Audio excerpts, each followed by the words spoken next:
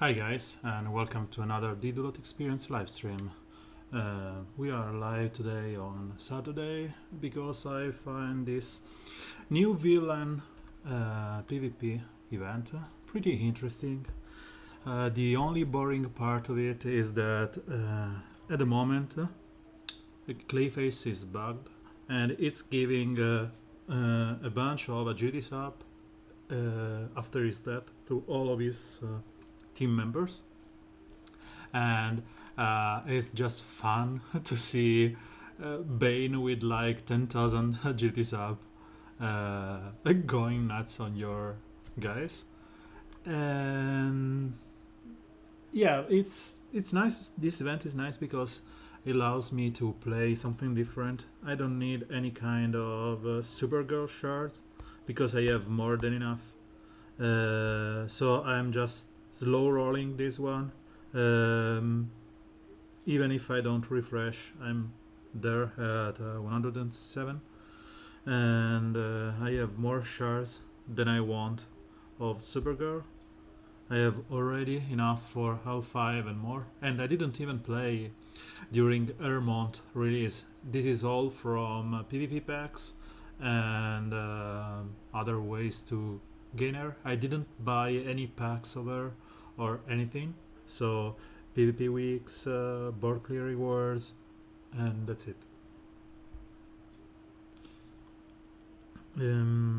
I kind of like, especially after the bug fix, her new hit vision, but as you may see, I don't have the resources to spend on the rings because I prefer to spend them on a Giganta or next month heroes, because we are already at 21st of the month, and after this week, I suppose, on usually they are releasing new content information about around on 24 25 of the month, and yeah, I hope that they will do that. And based upon on who's the freebie and the paywall hero and the reworks, if the reworks is someone that maybe the rework is cyborg and is already half-ringed, I will go on and spend resources on some of their work or Giganta. If they are all new to me, maybe let's say they rework as SDS, which is just undergeared and underskilled. I will delve the gear and the rings here. So I will decide soon, and we will see. And about the new event, we got the information about this event is running, and the only two buffed guys here are Giganta and Steppenwolf. So everyone is playing with Steppenwolf, which makes Alchemy Jester pretty wrong to use. And yeah, I'm not playing hard into it. I just clear these three guys and the board after this late night yesterday, and that's it. I haven't even gone deep into this. The other thing that they told us this week is the character available for this event, and they said that with an email here in the newsletter that we will get some hero fragments, increasing amount of essence, XP, and rare superpower materials. And when you check the possible rewards, we see that we have life and death rings, and they are pretty good to me because I'm lacking them, especially the death rings. I have enough, but the life I have just so few. So getting some more and the ability to repeat the nodes, because it's a 6-day event, and if they go for the same format as they did for the Terra one, it's doable. It's nice. And they said that there's a limited, pool of character that is to be used, and from this I have everyone at gear 10 or higher, beside Raven. And if I check this list, welcome to the stream, guys. If I check this list, I see that the only leaders here that are appealing to me are Nightwing and Cyborg, and maybe Robin. I don't want my Raven leadership here, unless the content is so brutal that you need the Supergirl Raven combo to shut down their damage output. So, as I said, I have everyone at gear 10, while Starfire and yeah, the best Saturday morning breakfast is coffee and doolap. Thank you for being here, Scotty. I was saying I have my Starfire and Wonder Girl, so I'm covered on dispels, purges, and big damages on red. So I like to have maybe a call assist because no one is healing here beside Raven, so Starfire cannot proc, and we have no taunters. So again, Starfire cannot proc, cannot force a proc on your opponents.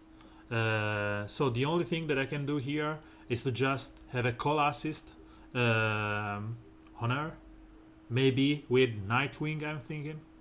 And so my tentative starting team can be Nightwing, Terra, Wonder Girl, and Starfire. Terra is there because she does a lot of special damage. She has a chance to apply healing immunity, which is good on Deathstroke, but I need to see the rest of their composition. If it's PvP teams with Deathstroke and maybe some other guys, or it's Deathstroke with just Manhunters, or if maybe it's just your 4 guys against a super huge Deathstroke on its own, maybe like gear 13 Deathstroke. So until I see that, I am holding on my resources here. I have enough to, let's take one gear 60 here. I have enough blue ring to get her to high enough, 17, and with the remaining 1000 gear level 3 and the level 2. So if I use just 1000 here and I use all my hull 2, I have enough for 2 to gear 11. So I'm saving my upgrade of Terra and Nightwing and whoever until I know for sure that they are usable in the event. And in the meanwhile, I'm leveling up my Giganta here. She will be gear 10 tomorrow, and probably gear 11 if I like her. And the issue is, as usual, the rings. I have enough of the green rings, but the blue rings, let's get someone who has blue rings usable. As you can see, 35, 37 blue rings are pretty few. I cannot even unlock 2 skills of her. And I think I'm slowly upgrading Giganta because I want her for her weekend, but I think that she needs at least L3 to be usable, because you want this skill used. You want to use the growth spurt here, the Titanic Smash here, and the Giga Stomp. I'm pretty sure I will say Giga Stomp because it's how we pronounce it in Italian. But Giga Stomp is one that you want to have. Titanic and I'm the tallest here that you want to have. And then I think that this one is pretty good. So from what I gather here, she's one that benefits from L3, at least L4. It's where she shines. And this is just some gravy because she prevents her teammates from dying, but the agility up just on their own, it's not enough if you are on the opposing side of maybe a Starfire or someone else that just do special damage. So that's it. You don't get the 100% benefit of going in deep into these legendary points because of that. While this increase the stamina duration for 1 turn and the affinity resistance up for 1 turn, which is pretty good. So I will prefer to just go 1, 3, and 5 and then get the 2.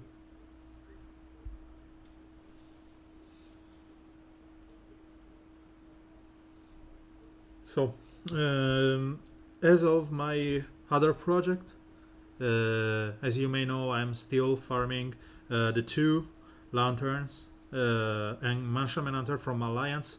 I am 70 behind L4 OVM, while just a few from Broccoli, just 27, and he is like 180 behind L4, and the other one in the Alliance shop are all more than L4 for me, so I'm skipping them. And I am leveling up 1 or 3 guys to gear 10 every month, and this month I'm going for Mira, and I did Aris. So I'd like to thank you thank you for the follow,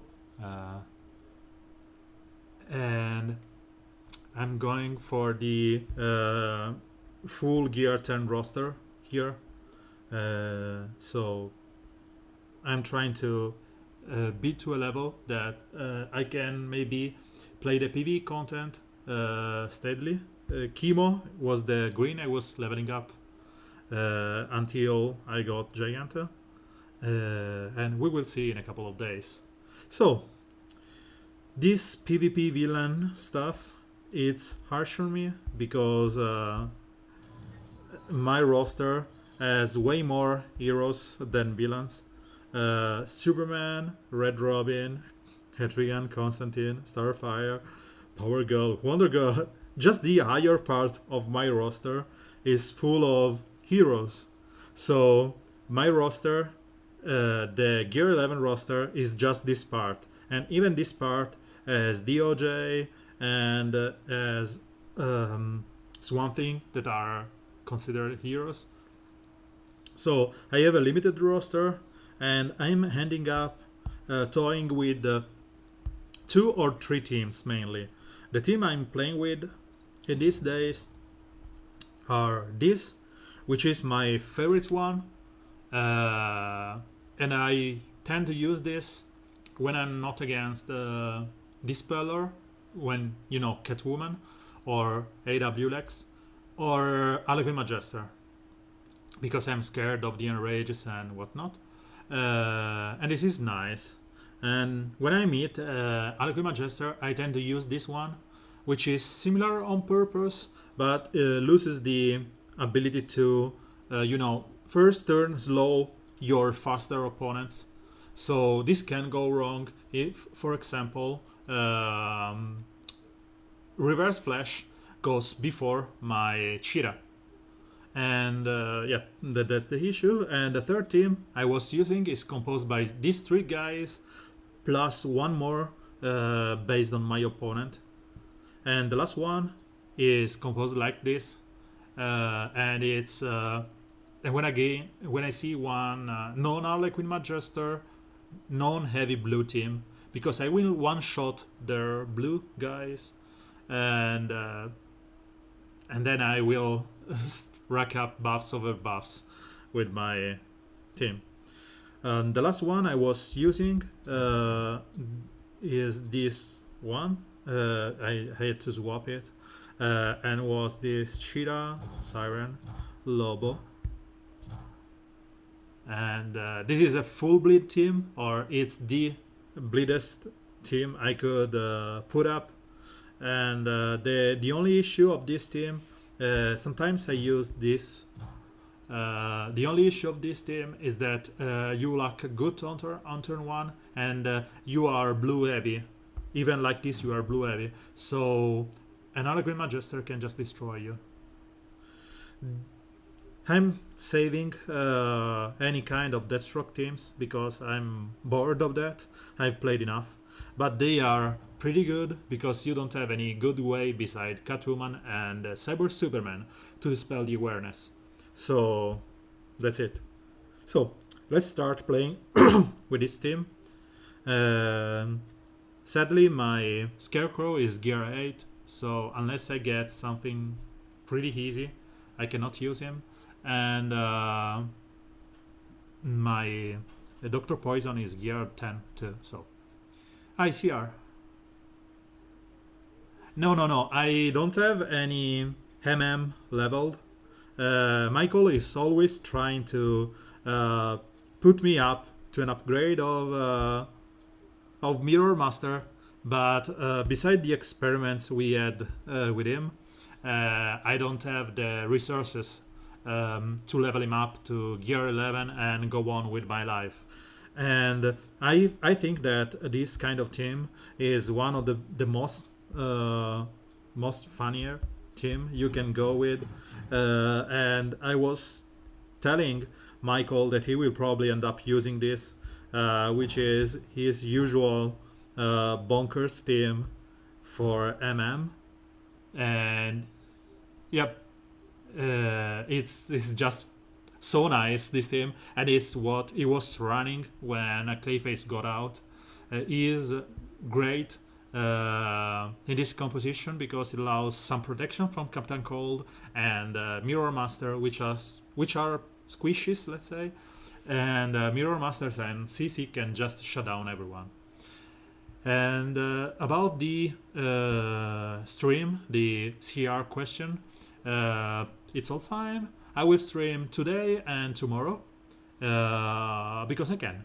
I'm free today. My girlfriend will be here later on, so until she's here, she's working. I will be able to stream today, and as usual, I will stream on Sunday. It's just that I have the time, and I said, why play on myself? This villain thingy is nice. Beside the bonkers bugs from Clayface, so let's just do this live and capitalize on that. So as I said, this team is not someone that I can run, and I cannot play Giganta because it's only gear 9 and no skills. So let's play with what we have. As I said, I don't want to delve into spending so much stuff. Scarecrow doesn't need anything to be good. He can be used in any team. The issue with Scarecrow is that you need at least L2 just to be able to play him consistently. So let's go over Scarecrow pretty quickly, and we should be... his kit is one of the best kit there's in the game because it's focused on one thing that he introduced, and it was later on taken to a higher degree by Batman Beyond and Black Canary. So his kit revolves around each chance down, and he applies those with the first skill can be upgraded to apply 3 each chance down and 2 with the legendary point, and he applies that with the start of the turn effect. And it's nice because you may end up with someone having like 7 each chance down, which means that they will probably miss until the end of days. He's good into leadership position because if they miss an attack and he has a chance to apply each chance down to the whole team, so he has the chance to apply 4 each chance down to the whole opponent and slow them. So he works on his own. But if you go like there and use him, because he only cares about an enemy missing. It doesn't have to miss from one of his skill or someone else, like let's say evasion or whatever. I was thinking blindness, but that's another game. Uh, so he triggers this one that applies the Living Nightmare effect that on L3, which is where he shines, has a chance to stun. The issue that I have with this legendary, with this point, is that at max he has only 15% chance to use Living Nightmare, which is a shame. I prefer it to be on 75 at least to be considered useful. So again, you can use it. You can use him into any kind of gear team, but if he is best if you use him with his energy counterpart, which is Batman Beyond. Batman Beyond was a freebie character in the previous month, which has a similar kit, so it offers some kind of redundancy, the good redundancy, when you can benefit from it while doing something else. So he applies the same effect, more each chance down. He has the same passive here when he applies 3 chance down at the start of the enemy turns, and it benefits from the each chance down on the opponent, doing a lot of damage. I know that you are starting again in the game, so you probably don't have any Batman Beyond, and my hope is that they will give us some way to gain those old characters like they did with the Supergirl. Supergirl was in Red Alert for so long, and maybe they will, swap. I cross my fingers next month the Red Alert crew and put up the new characters. Let's say maybe they are giving us more old character like Lobo, Captain Cold is there, Lobo, Etrigan. I don't need any of those. I have more than L5, but that's what I want to see in Red Alert, a swap up of the heroes and some, yeah. No, I don't care about neither of those. Just to answer your questions here, I'm ranking up just for fun because I don't care about the other event, the normal PvP one. But I don't want to grind hard because I will stream today and we stream tomorrow. So if it comes, I will just grind some rank here. And if it gets boring because we have this team here with Clayface that keeps bugging up, I will just don't care about this and go on with my life and play normally. So it's just that I have this time and I will stream. So if I have some team compo like this one, which is some that I want to show, I will play with this one. If not, I will just spend my time with friends, chat, and whatever. That's it.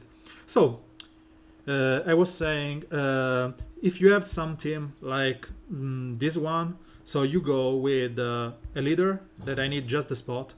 I will remove it in a second. Batman Beyond. You are in a way when you apply automatically at the start of the game of their turn some each hands down, meaning they will miss, and then want to capitalize on that miss. So you can use someone like Batgirl to heal your team and get your crit immunity, or you maybe use your Scarecrow in the leadership position to get the benefit from the proc on the third. And in the last spot you can fill with anyone else, but I think that most common solution is Harlequin Majester. She starts with 6 evasion up, and you will gain 2 more from Batgirl leaderships, so she starts with 10 evasion up. And even in like this, you will have Scarecrow applying each chance down, Batman Beyond applying each chance down. That means that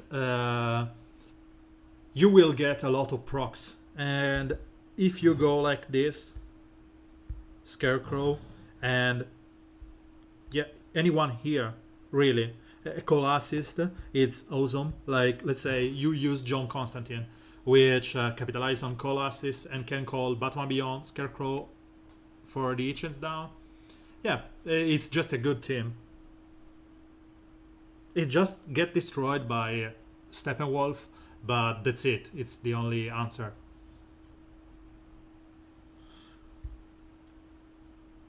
So let's go back to the game. And Gona, again, if you have any other question, feel free to ask. I will try to comply with your questions. I'm here for that very reason.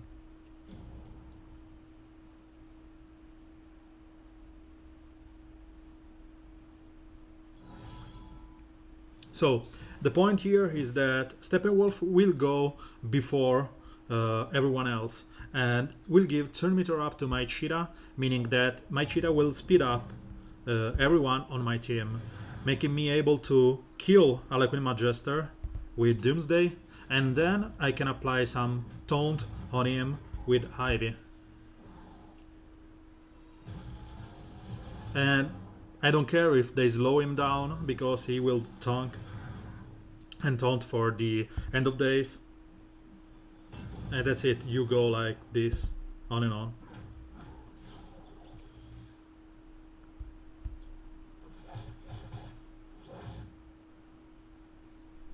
Yeah, I will run Dr. Poison if I get the chance. If there's no Harlequin Magister, I can run any kind of compo. It's just that I get Harlequin Magister, so if she's there, the only thing that I will do is use Steppenwolf and go safely with some other guys.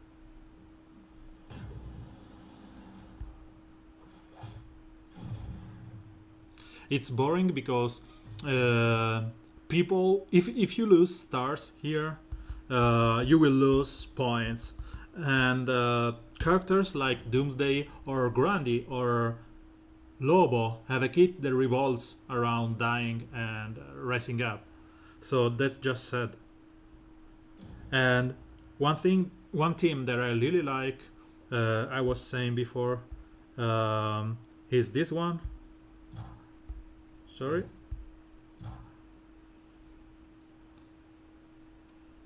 Is this one?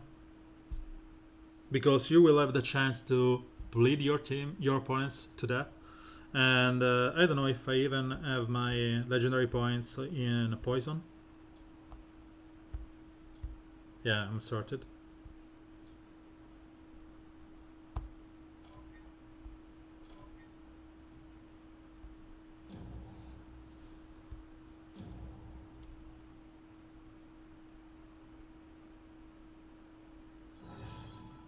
So you just apply the turn meter up and start bleeding them.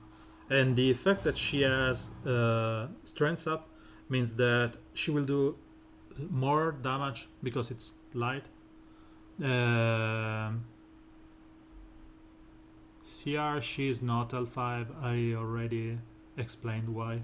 Because the fourth skill is an nope, it just no. Because the fourth legendary is not worth. I will go over there in a second. So let's just taunt up. And let's apply healing and some blades on them. I think she is L4 material, not L5. And he has now healing immunity, means that this will kill him for good.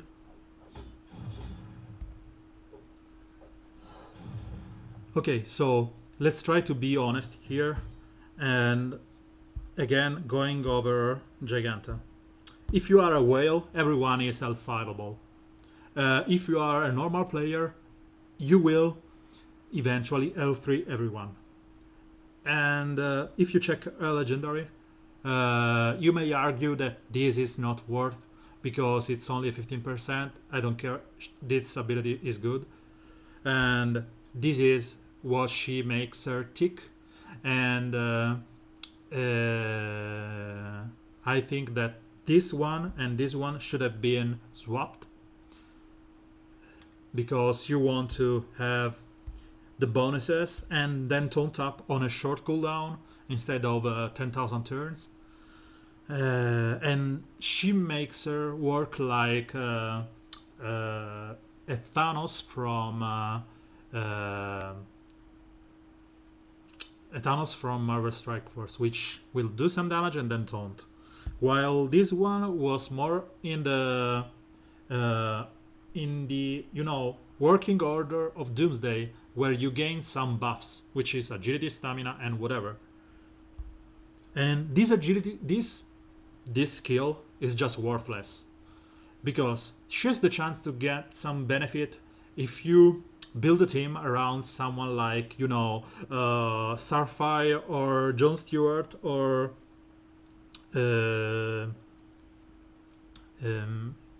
White Lantern Sinestro that can apply death immunity, or maybe Ares, which will apply death immunity on a target, and that can proc at the beginning of your friend's turn.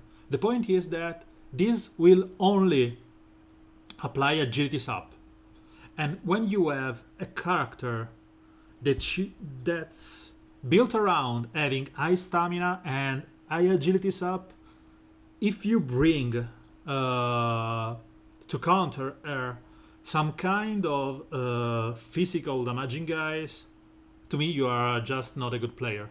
You are just horrible player. And these legendary points, it works. Not the legendary points, beware, this legendary point is worth nothing at all, because Starfires will say, oh sure, you got some agility up, thank you, bye bye. Same will do Etrigan, same will do everyone.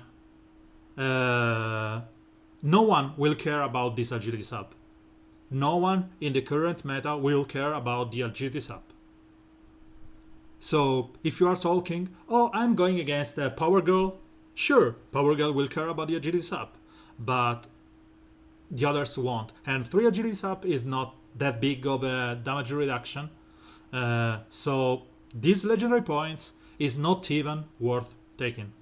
It's not that you have the money, just dump it on her and you will get this kill. But if you have a normal player, which is like the 99% of DCL players, you don't want to spend 100 legendary essence to get her to L5 for this horrible no CR, and you're wrong again. If you want to spend some money, don't get neither Giganta nor Scarecrow. Unless you want to spend money every month, Giganta is not someone that I would suggest you to spend money on. She is good, but she needs L3.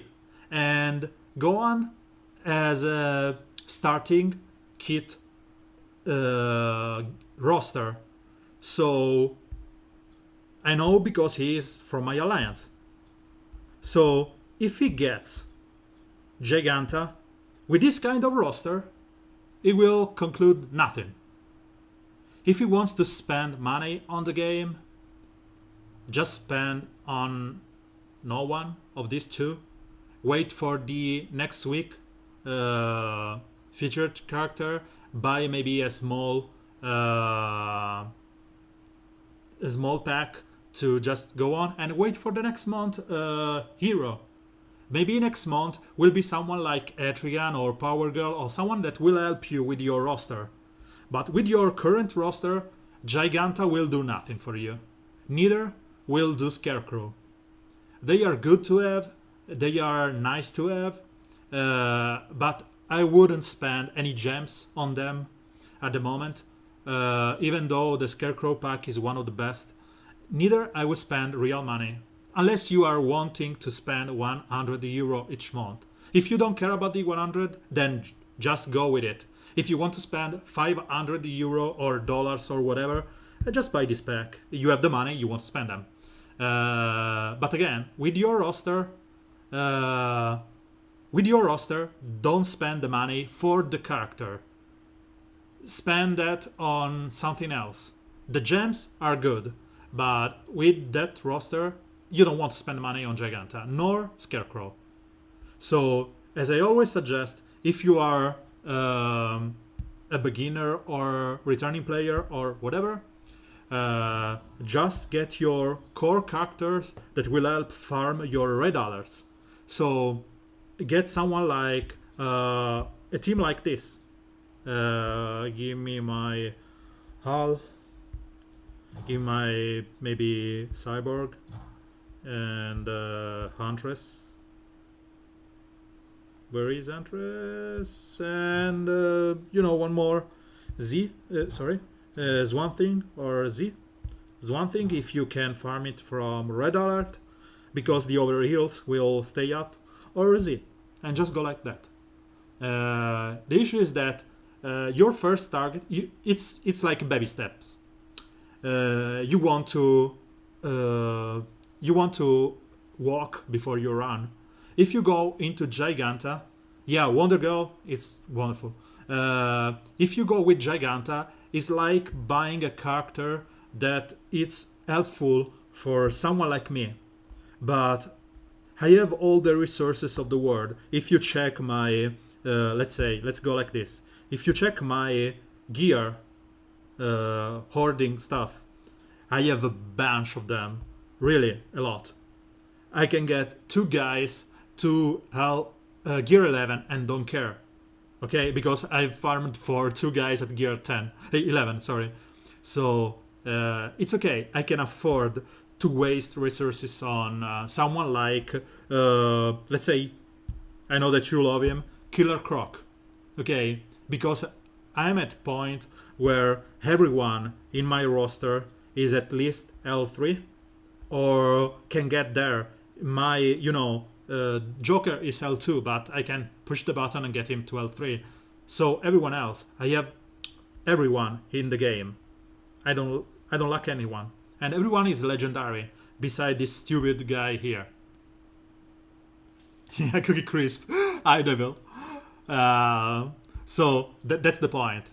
Don't spend in niche character or in character that are usable in some situations. Spend your gems or real life money for someone like, if today they give us a 100 euro pack of Red Hood, for example, I will say sure, dump your money on him, because he brings to the game so many things. He brings bleeds, he brings, oh Michael, hi, he brings bleeds, he brings healing immunity, he brings dispels.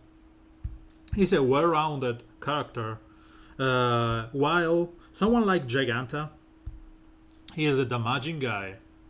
We can provide some taunt, and it's only good against some meta character at the moment, but she will do nothing on her own. She won't be the next Etrigan or Power Girl or Wonder Girl.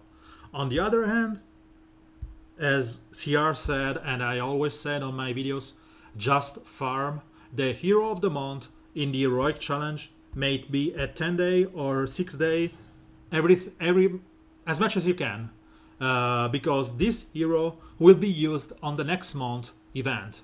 And yeah, I didn't even complete it today because I didn't have the energy. So the featured hero will be used on the next month, and you will snowball to a level where you get this month hero, then you will be, let's say, make an effort of 10, and then next month, because you have the busted hero, the previous month the heroes were, as you can see, if I go there, I will have the ability to use previous month heroes which are boosted, and they have 250 bonus health, which will help a lot for a let's say lower roster guy. And then you have this month hero, which help you complete, and then you will get to use just one more. So the point is that get the featured hero, spend your gems in gear refreshes, energy refreshes, whatever, because this is the most important part of the game. And this game has been appreciated over similar one like Marvel Strike Force. just because of this, just because it allows you to gain in a reliable way your featured hero character. And that's it. Just if you want to spend money and you can afford, I have a job, so to me, if I spend 100 euro or 200 euro, it's like, okay, I've done this. It doesn't change anything. But if you are a child, a university student, or whatever, maybe you cannot afford 200 every month or every other month. So if you're not in a position where you can spend, just don't. Wait for a better offer, or maybe on Thursday we will have next week featured hero, which is Supergirl. She's not bonkers, but she will have a PvP week, which can get you some shards, and you will get some from her packs, and you will get some gems, and the gems will help you into filling the gap into next month's event. And then next month we may be, let's say, people are saying that we will get Raven rework, and they want to have Superboy rework and other Beastie Boy and other Titans, right? So maybe next month Beastie Boy will be great, and you will spend your 100 or 200 on Beastie Boy. That's what I'm saying. Giganta is nice. It's cool to have, and it's bonkers. But it's bonkers at Gear 11, L4, L3 or more. In Gear 9, I will find a Gear 9 team. So this is Giganta at Gear 9. And these guys here should be 21k, 11k. Okay. So these guys are Gear 10, Gear 10, Gear 10, Gear 7, okay?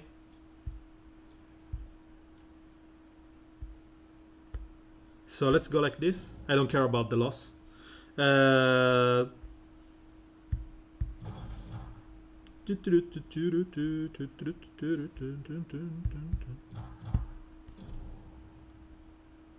Yeah. So it's Gear 9 against Gear 10, and she's dead. She doesn't have the stamina, she doesn't have anything. You can say whatever you want.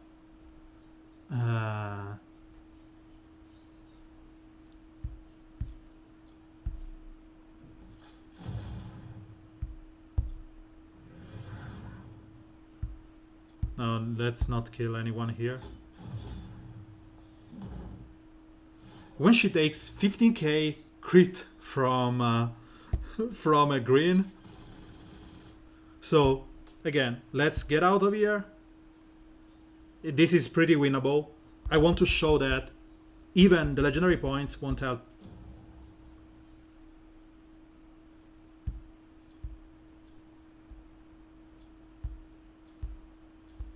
So let's use this growth spurt that will give us agility up.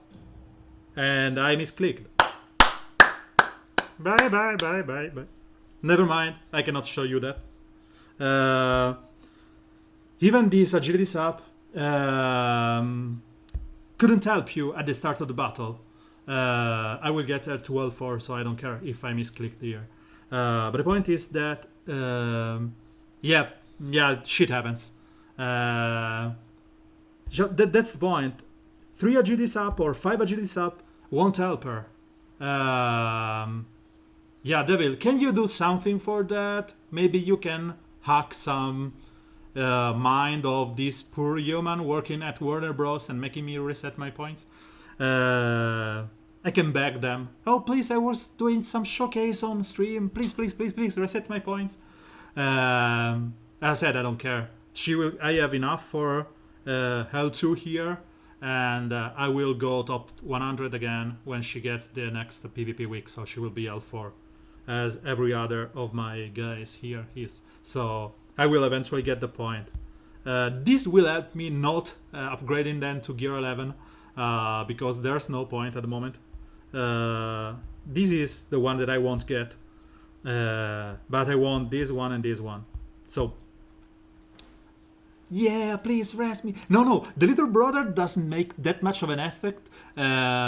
You can go to the choice of I was making some show for you guys, Warner Bros, for people to spend on the game, or maybe I can go my child, oh my poor child, just pressed on the button, because the brother is that it's your fault. When your kid wants to play on the iPad, you cannot say no, please don't play it. So that's the reason. But again, she will just die. If you are not in Gear 11, if you are not a whale, like maybe CR or the other owls are, Giganta is someone that you want to leave on your side for the moment and wait until you have at least L3, or I wait until I have L4, and then you gear her. So if you can spend the 100, buy her for the gems and don't upgrade her because she will be nothing to you. And truth is, with one just pack you will get her to L1. But I don't know how many shards you have from the previous PvP week. I was ranked top 35. So I have enough for L2. And if I buy a single pack here, one of these, it will be L4. L3, so that all is based around on what are your expectations on the game and what you want to do with the game. If you're willing to spend 100 each month, then just buy it, because you will use the gems to gear up your other guys. You get some shards as a benefit, and you will spend like 100 euro or dollars or whatever. But again, she's not bonkers on her own. She's not even good level like maybe Harlequin Magister is. If you go with the 135, you have the money and you have 135 at the start of the game. She's just a big meat of health. She's not crit immune, and she's not Clayface. And if we go Rat Arena, I suppose that some whale here will have her at L5. Nope.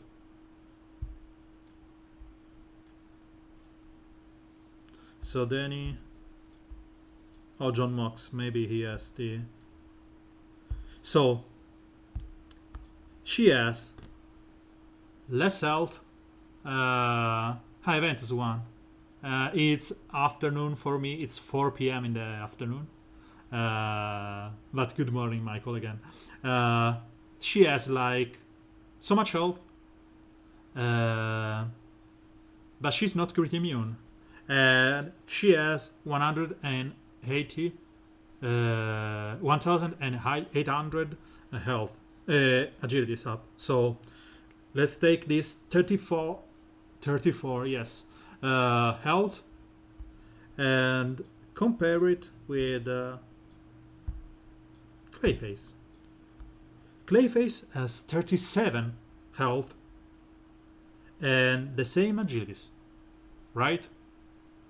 And you can bring Clayface, and he's crit immune, and you can bring Clayface to half health on turn 1 with the Swan Thing.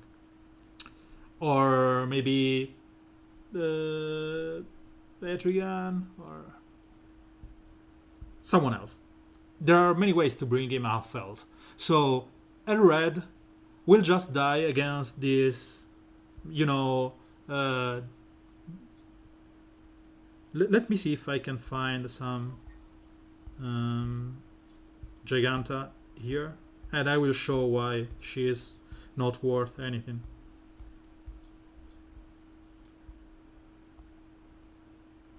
John didn't have Giganta.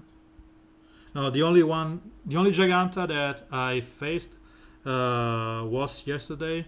Give me a moment. Sorry.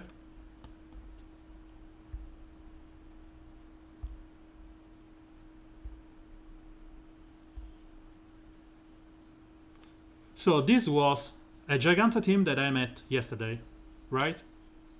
She's L3. This is a recorded video I was playing yesterday. Just give me... Okay.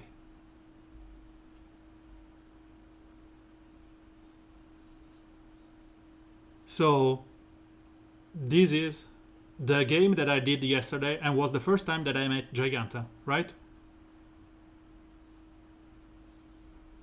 See what Giganta do against the team. And they didn't bring any bonkers opponent.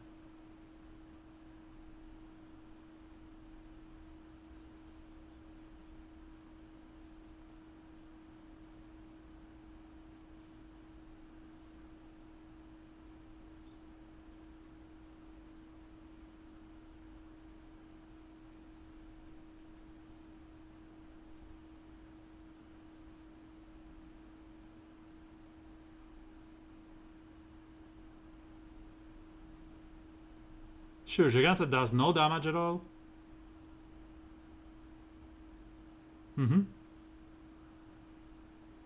I was counting if she had some affinities or whatever.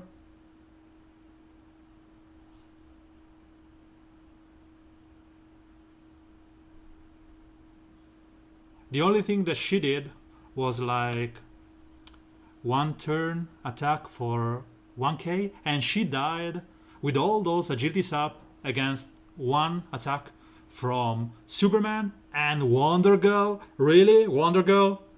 Lower affinity?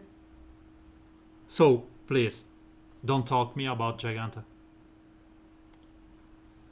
Let me swap again to the game.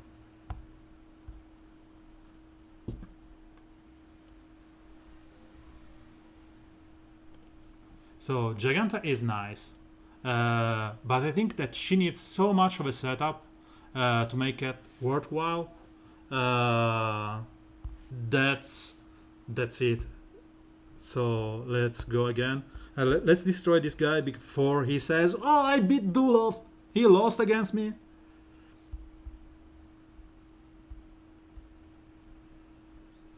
We can even use some points here.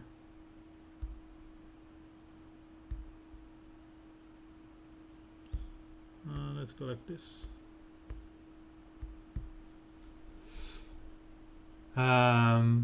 So the issue with the people thinking Giganta is gross is because they have seen it in the heroic challenge. But in the heroic challenge they just cheat because they have a lot of health and they are able to give you, let's say, 100,000% health Giganta, and that's it. You will not be able to see how good she was, because she will do that much damage because she is purposely overpowered, because they increased her health and her whatever. So let's put it on auto. I will talk in the meanwhile. And that's the point.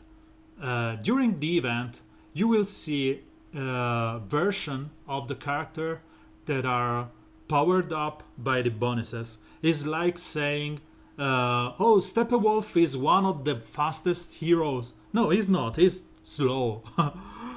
It's only good in this kind of event because he has the bonuses. And remember that my Giganta here, when we were destroyed by the opponent team, even had the increased attack speed, and she wasn't able to do anything. So, again, Giganta is nice to have for whales, or for anyone who doesn't mind to spend $100 or whatever on her. But she is good when she is L3 or more. I suppose that you can go there and say L2, but before that, if you are not able to top 100, constantly, don't even bother. Because you will spend, let's say you buy 2 packs of her, and you will get her to L2, and you will stop there. You will have to buy the packs, the 8k packs here, just to be able to play with her. You have to buy this, just to be able to play with her at a good level. So, no, save your money, don't spend on Gigant. Save that for the whales. Okay, so let's go back and play this villain. And Michael, you are playing this game with this event with Clayface, and Captain Cold. How's it going?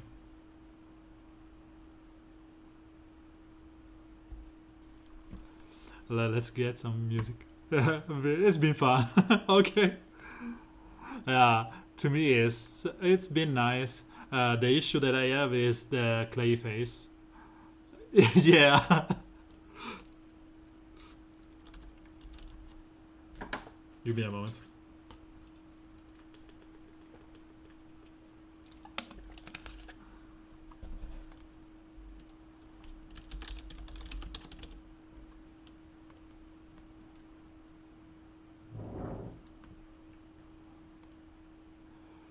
So let's go back to it. And today's music is Godin Stroud. Let's go with the team that I was using against Deathstroke.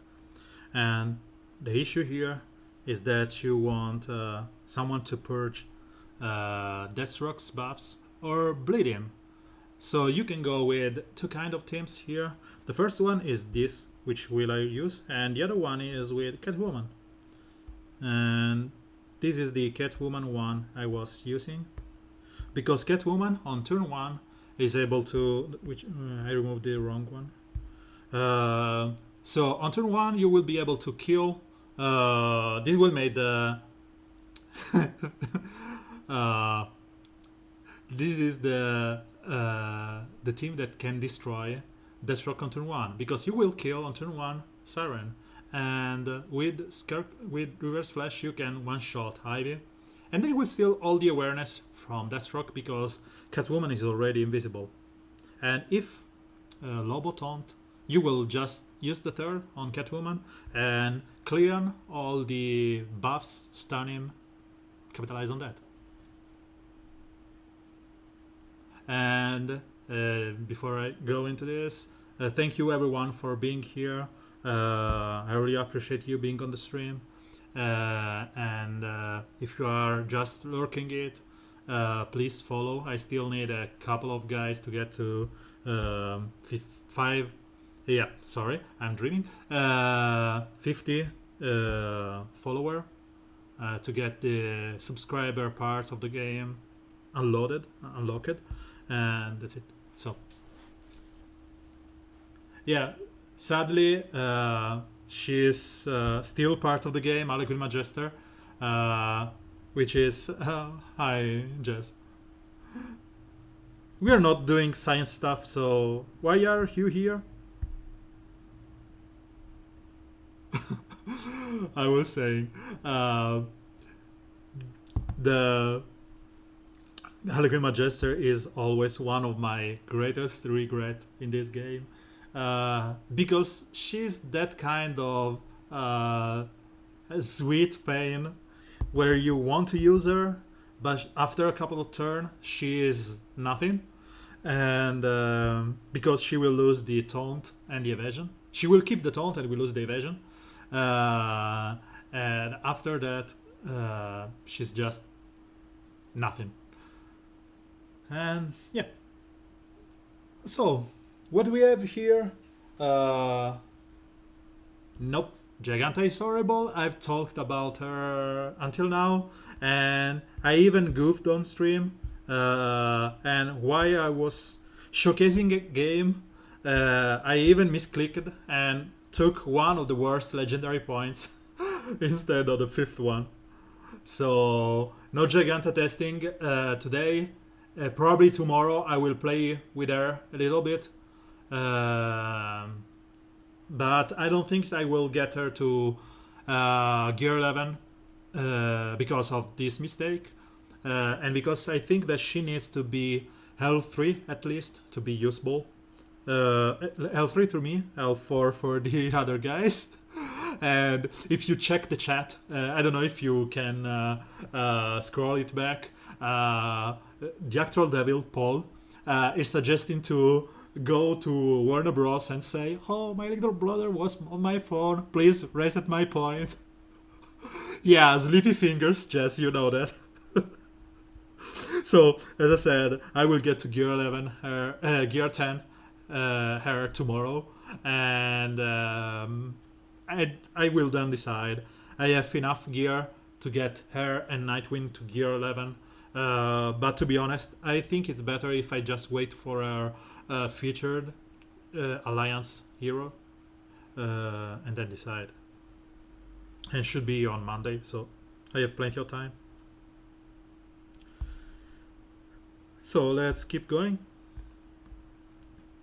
So I have found three kind of teams here. I'm thinking about Nightwing because I was when I've been told about Nightwing, the Titan event, I was thinking about the Titan and going over the bio. I found that which one were eligible to me to be used as a leader in that composition. And then after I played a little bit with the team, I ended up having my so let's use him like a placeholder. I have these two girls here which are gear 11, and both benefit from being called as an assist, right? So I was saying, why don't I have someone that can call an assist, and then that's it. My leader was supposed to be Nightwing here, and I started upgrading him. And then I have an open spot. And in the last spot, I was thinking Terra, because she brings some healing immunity, which is good against Deathstroke, or Cyborg, because he is another guy that really benefits from being called as an assist. So Nightwing can call anyone and can call them twice. So if he calls for Starfire and Cyborg, I have a sweeper on the next turn. If he calls for Wonder Girl, she's just good. So yeah, I'm thinking that this team will be my staple one, and then I will decide if I want maybe someone else. And there's a lot of synergy, and it covers everything because Wonder Girl will dispel. Starfire can purge, can AoE, can single target damage. She cannot miss. She can even stun or apply miss chance. And Nightwing will give evasion up.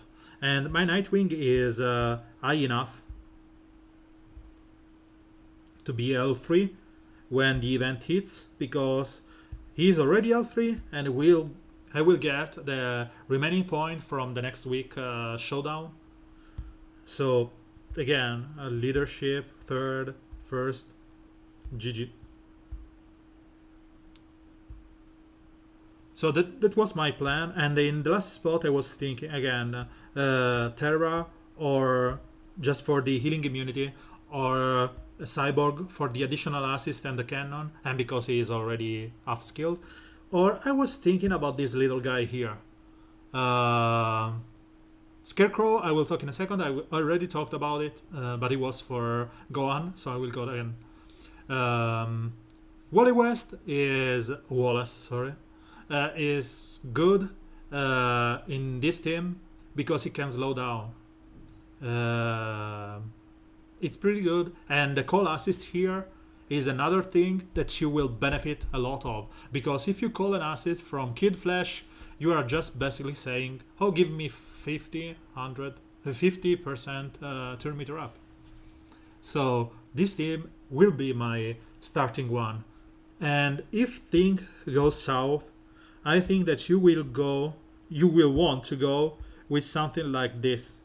Because if Deathstroke is like in gear 13 or 14, so he has a lot of health, a lot of damage, these two girls here, Raven and Supergirl, will mean that he will do like no crit damage at all, because they will shut down his crit damage, and he will have a less chance to crit. Raven,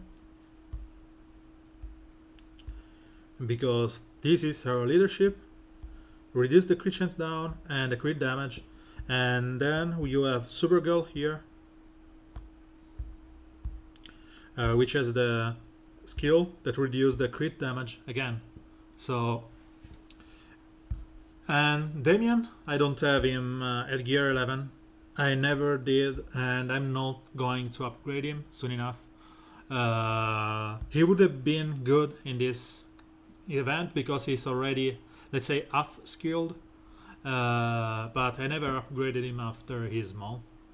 So yeah, Kid Flash is just good. So let's buy this before he pass out, and let's go over the Scarecrow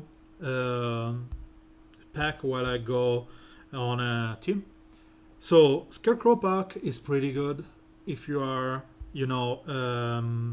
old player and you need him in your evasion team, or if you are already in a setup position. The pack is good because it's 6k for 90 to 150 shards. So it's one of the best cost return packs, and to me I need 180, so I need 2 packs for him to be L3. He's usable at L2 with just his first and his fourth, and he became just better and better with his third. He's good in the leadership position, but I don't like the fact that he's only 50% chance to proc when fully skilled, and I prefer to save those 12k for some gear upgrade or next month heroes or whatever. But if you have the gems, and if you have already guys like Batgirl, Harlequin Magister, I was talking about this same question was posed by Gohan, and I'm saying that if you have, let's take this leadership spot, if you have Batman Beyond, Scarecrow, and Harlequin Magister, this team can work on his own, and if you put in the leadership position Batgirl, or if you swap Batgirl and Scarecrow, and maybe in the Scarecrow position you use Scarecrow in the leadership position, and you got your Constantine here for an additional call assist. This team is just good. It's not the meta team where you destroy everyone, but it's nice to play. It has good synergies because Batman Beyond can get invisible, Constantine can get invisible, so you are forced to use to attack Scarecrow or Harlequin Magister. Harlequin Magister will have evasion up, and it's Taunter on turn 1. Everyone who's called an assist is good because you will apply each chance down or do a lot of damage with Harlequin Magister. And if you have Batgirl as a leadership, you will heal up your guys, and if you have Scarecrow, you will stun them. So it's just a matter of preferences, and to me I'd rather use Batgirl because you will have a purge in the team, while Constantine is just more damage and taunt. So having a taunt on Batman Beyond with evasion and each hands down on the other side, and remember that Constantine calls twice for an assist on 14% chance, is just good. So it's like, oh please, just humiliate my opponents. Let's see if I find someone in the right arena which is not Gear 10,000. So let's go against this guy.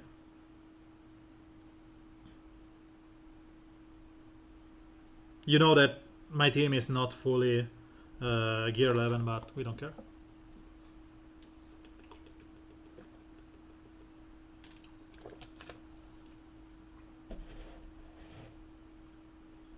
So you can see they are missing, and Batgirl is just destroying them. And here, as I said before, you have everyone who's an assist, which is good. You can keep dispelling guys, doing some damage. And if you have, this is not the case probably, an high level Batgirl, you can even have the call assist on a purge. So remember that Deadshot cannot meet. So on character like Deadshot, miss, hit chance down, or evasion means nothing. Yeah, but what I'm saying is that yeah, it's a funny team.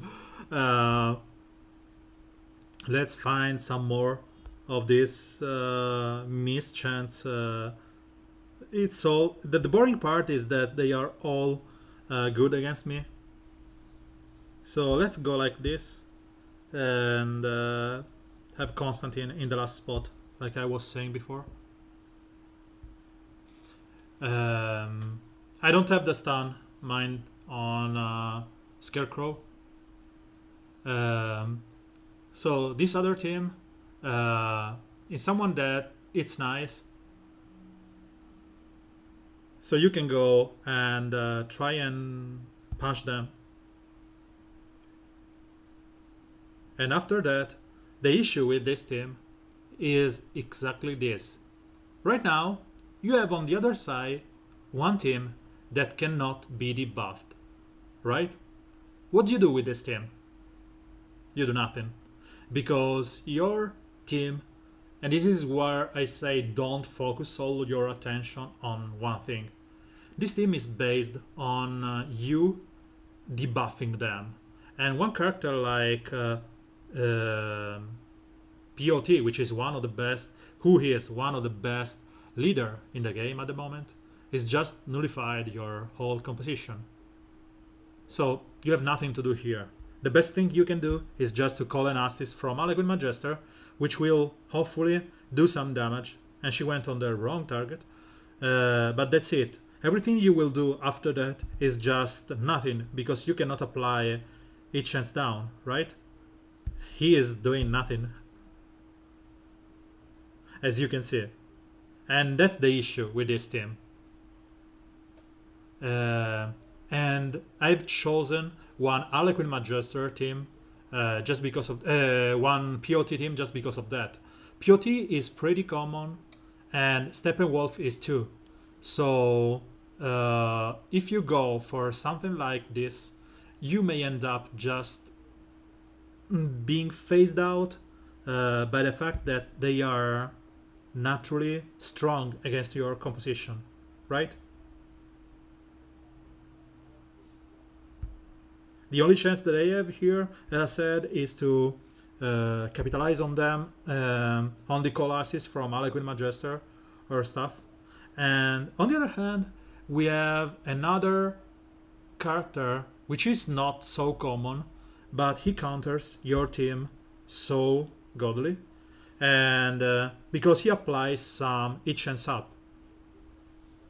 So as you can see, if you there's this way of saying that you pull all the eggs in the same basket, you end up screwing yourself, because a single character can just destroy you. And again, let's go with something different. And if you if you want to go with something similar to an each chance down team, maybe you have to go something different. So you phase out your leader and use maybe someone like him, right? And then you use your Scarecrow. Remember, my Scarecrow is gear 8. I'm just doing this for testing purposes. I don't care about the wins. Don't worry, guys. So the plan here is just to go and kill the big offender in the quickest way, right? And the way to do that is just to go with Harlequin Majester, retaliating on a miss, and trying to kill them with the first turn attack because you are guaranteed crit. So you are not going full out on science. Sorry, I think that the new guy here didn't even see my force science wallpaper. So this is the wallpaper I use when I'm doing something crazy, just for the fun or just to showcase something. So listen, here you want to go all out on the damage. So you want to remove Fate and POT as soon as possible. So you go like this, bring her down, and you hope that you kill her in retaliation or with Harlequin Majester on the first chance you have. Right now, they don't have the ability to rack up more buff immunity, but they still are immune at the moment. So you have to take your time and just slow roll them until you are able to do some damage. So again, as you are seeing, my each chance down team has nothing to offer, nothing to get out of this team, because even if I apply 10,000 each chance down right now with my guys, I still have the issue that they are able to overcome those with purge, damage, and whatever.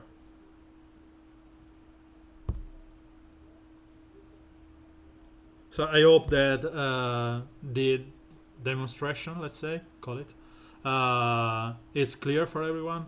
Just don't pull all your eggs in the same basket. Don't go all out on bleeds or I don't know, evasion or whatever. Try to do something mixed up, and from there you can capitalize on the opponent teams. Because remember, this game is all around. I have to win this. Sorry, let's play this randomly. Oh, I don't have my number one team, so let's.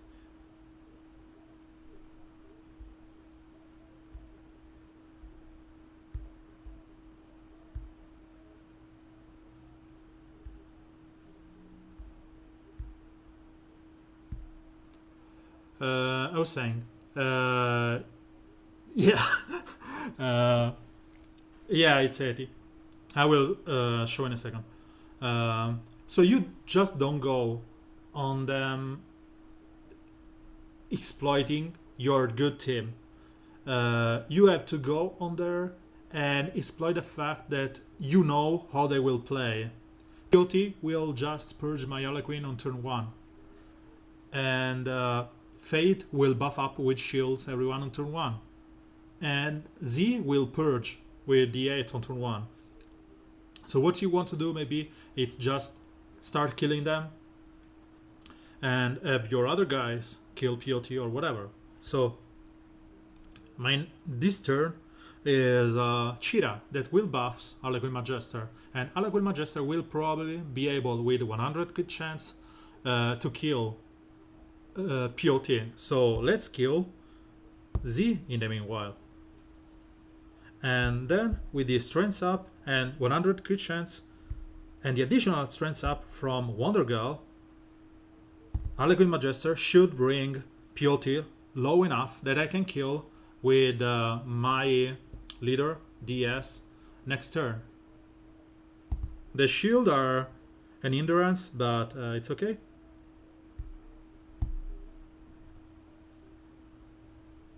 As I said, if we did went for the full crit or buffs or whatever, this team would have destroyed us. Yeah, the issue with Fate is that he applies shields, right? But POT could have missed on the Purge on Harlequin Magister. So I wanted to kill Z before, because she can Purge even if she misses. So let's go back to the other PvP part. And let me open up my...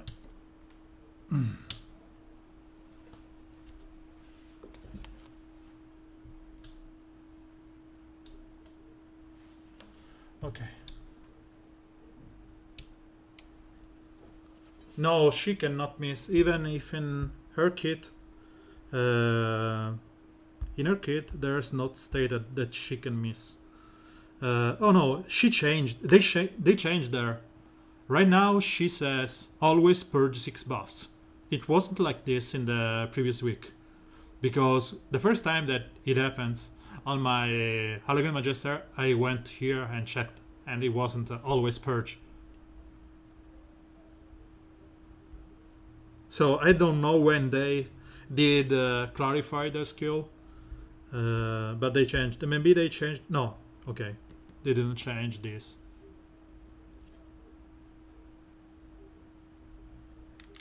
No, she used to miss, or at least mine did used to miss. So let's go back. Okay, I needed to check what level was this POT. But D2 is usually with 80 full. Yep, 80 full team.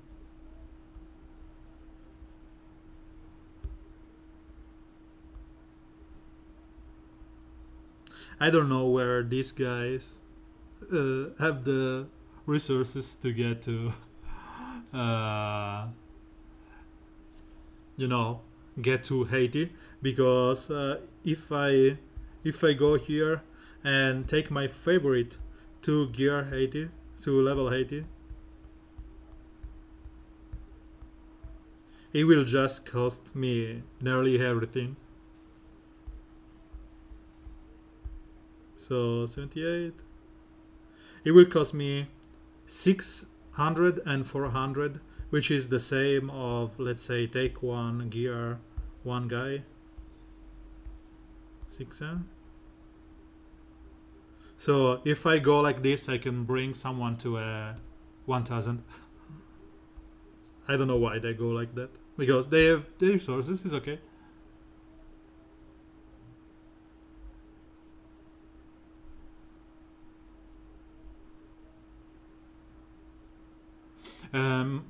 My POT, I've seen POT miss a lot, but I don't know, maybe it's anecdotal. So I remember killing him, didn't we?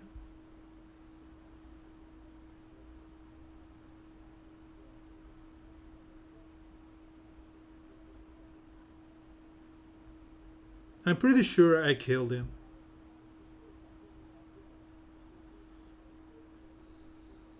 No.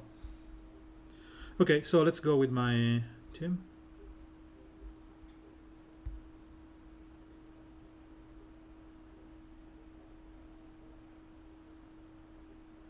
This is my favorite team at the moment.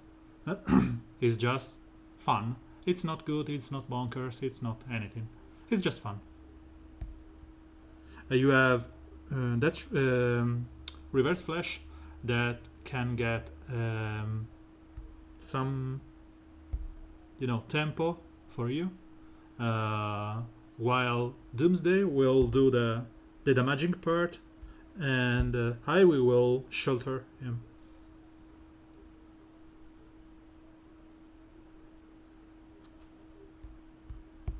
We want to kill Terra as soon as possible because she will apply healing immunity.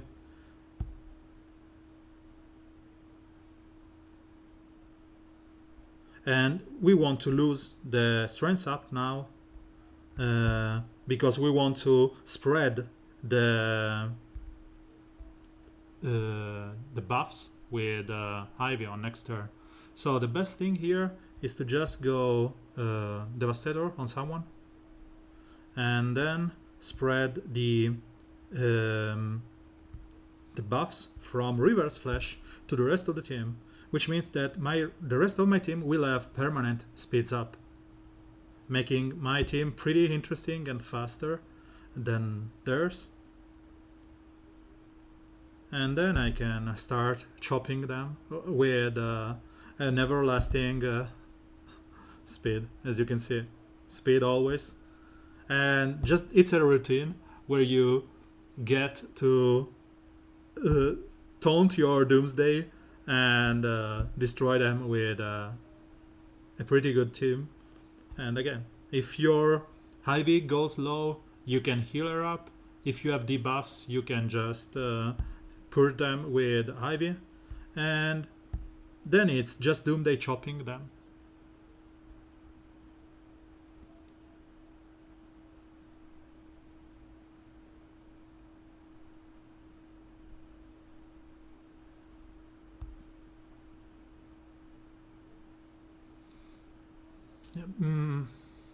I think okay, so there was this theory where the AI got increased buffs or duration or whatever, and we showed that that's not true.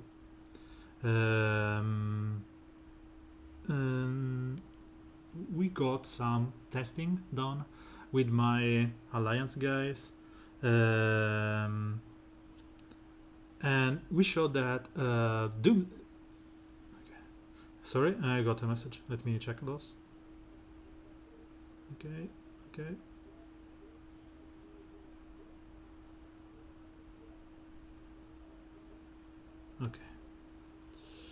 I was saying, no, it's not. This is, let me find it, evasion testing. We suppose that Halloween Manchester could miss more on a computer on defense, okay, than on offense, and then we run a lot of math and a lot of testing with our friends. And then we realized that we have this thing here. Let me main window. Okay.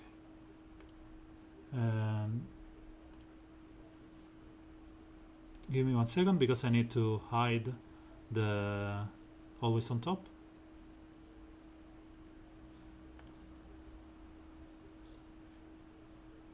Always on top. Okay. And let me go there.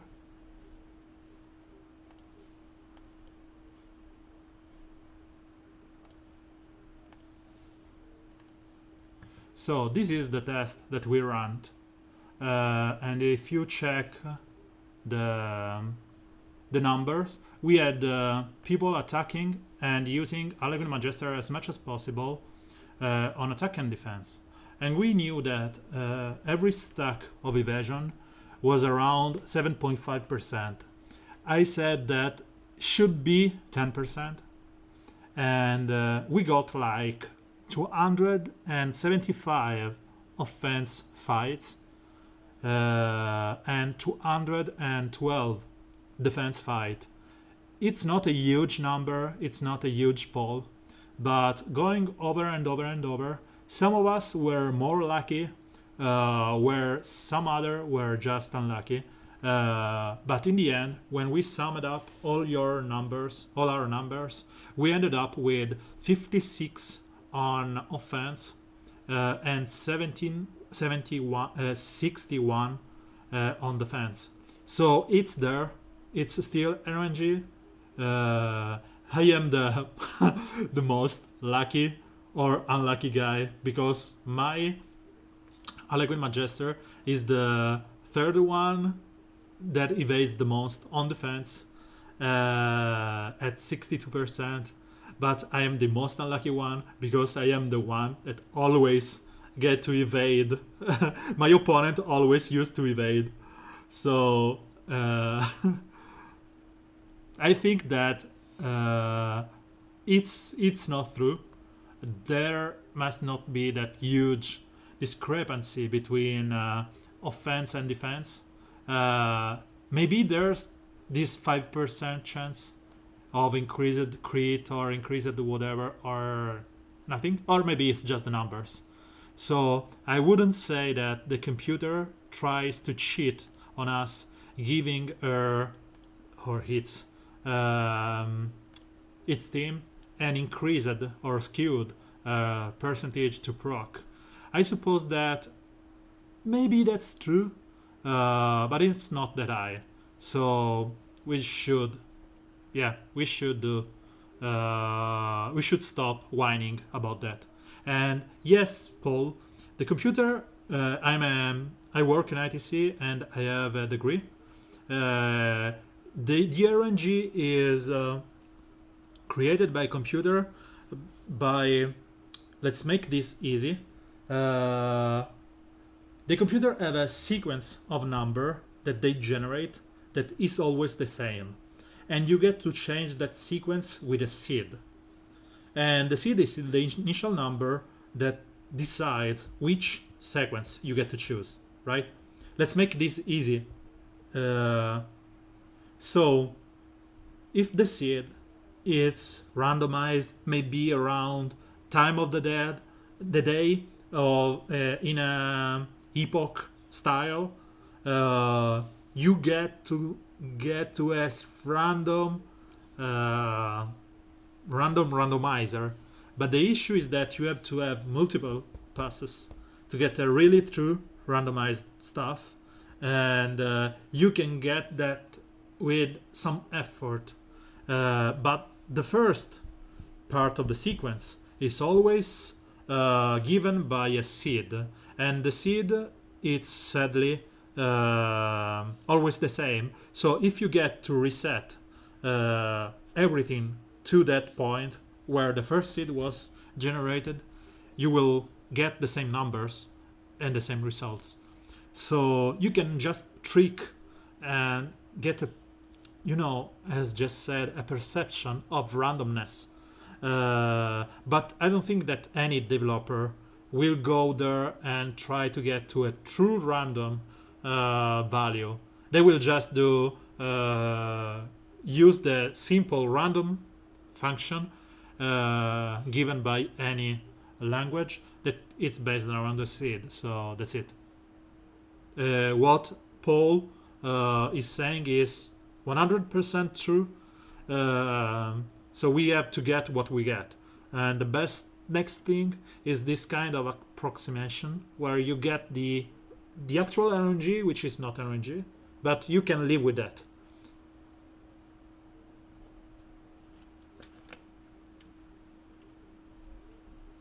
See you tomorrow or on Monday. Thank you for being here, Michael. Have a nice weekend. I will probably end up in an hour or so, so thank you again.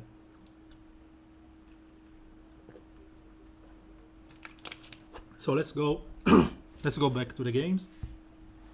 I think I played like 5 games and I ranted a lot. And this team is again one team that benefits from being pretty fast. So the best thing we can do here is exploit the fact that DS will buff on turn 1. So we'll try to slow down Reverse Flash, buff up all our teams, and go from there. We want to kill Siren as soon as possible. She's the biggest offender here.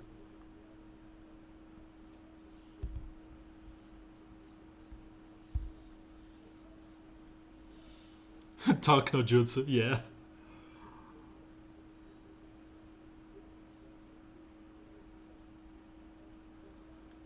So let's start buffing my reverse flash and apply bleeds on Siren. Bleeds are the only reliable way for us to kill her because they cannot miss and is the next best thing we can do. And right now we want to spread, as I said, the buffs from reverse flash and get some stamina up. And the best thing here is to just AoE because we want that shot dead, and maybe we can apply some damage on Siren. Yep, we even bled her, a stunned.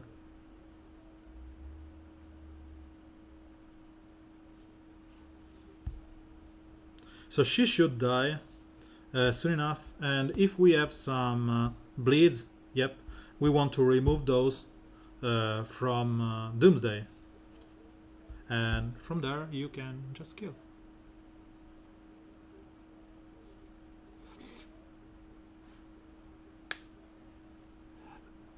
Okay, first question is by Paul. He's asking why there's only 2 characters that have buffs in the Blitz, and I suppose it's because they didn't want to have, you know, skewed experience. Because if you allowed more of them to get some buffs, God forbid that they gave Clayface buffs, it would have been Clayface team all over. And just because of that, if you count the Steppenwolf's team, you will see 1, 2, 3, 4, 5. Let me kill this one in the meanwhile. You will have only faced Steppenwolf's team, which would have been boring until the end of days. So let's find some bleeders here.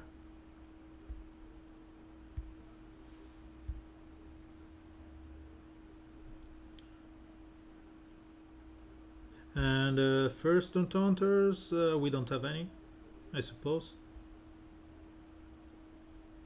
Nope, we don't.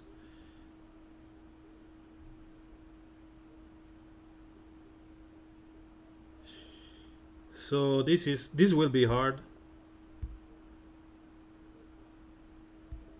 Okay. Yeah, that it's hard because of Clayface bug. Second question is from Ventus1, and he asked why Cyborg only uses his first.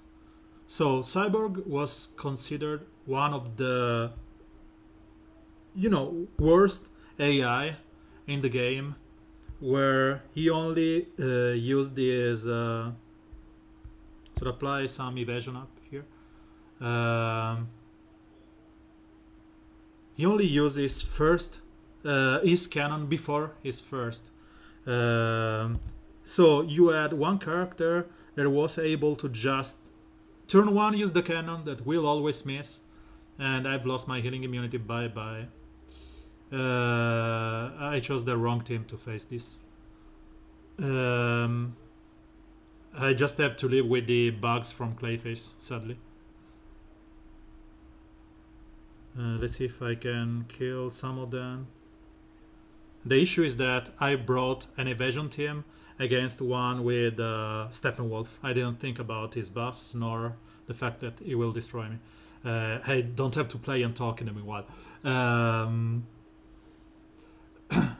it seems that my audio is not, the game audio is not going on into the desktop. I don't know why.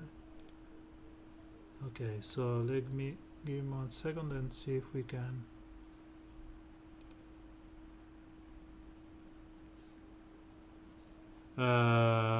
Okay, let's ignore the game audio for a moment.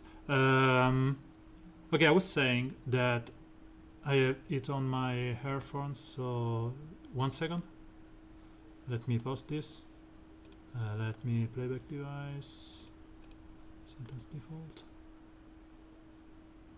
And yeah, because as what? Give me 1 second. I will be. I will need to fix this.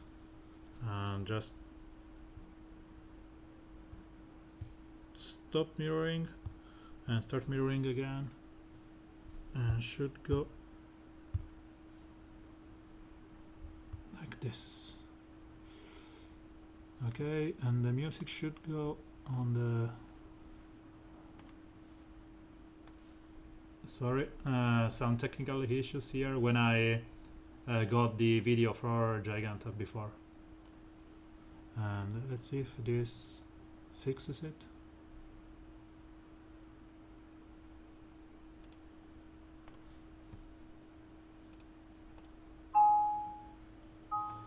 Okay. So playback set as default. Okay. Everything should be back to the previous order. And okay, so I was saying the issue with that team was that I chose to go with some healing immunity on a team that has so many ways to ignore my team.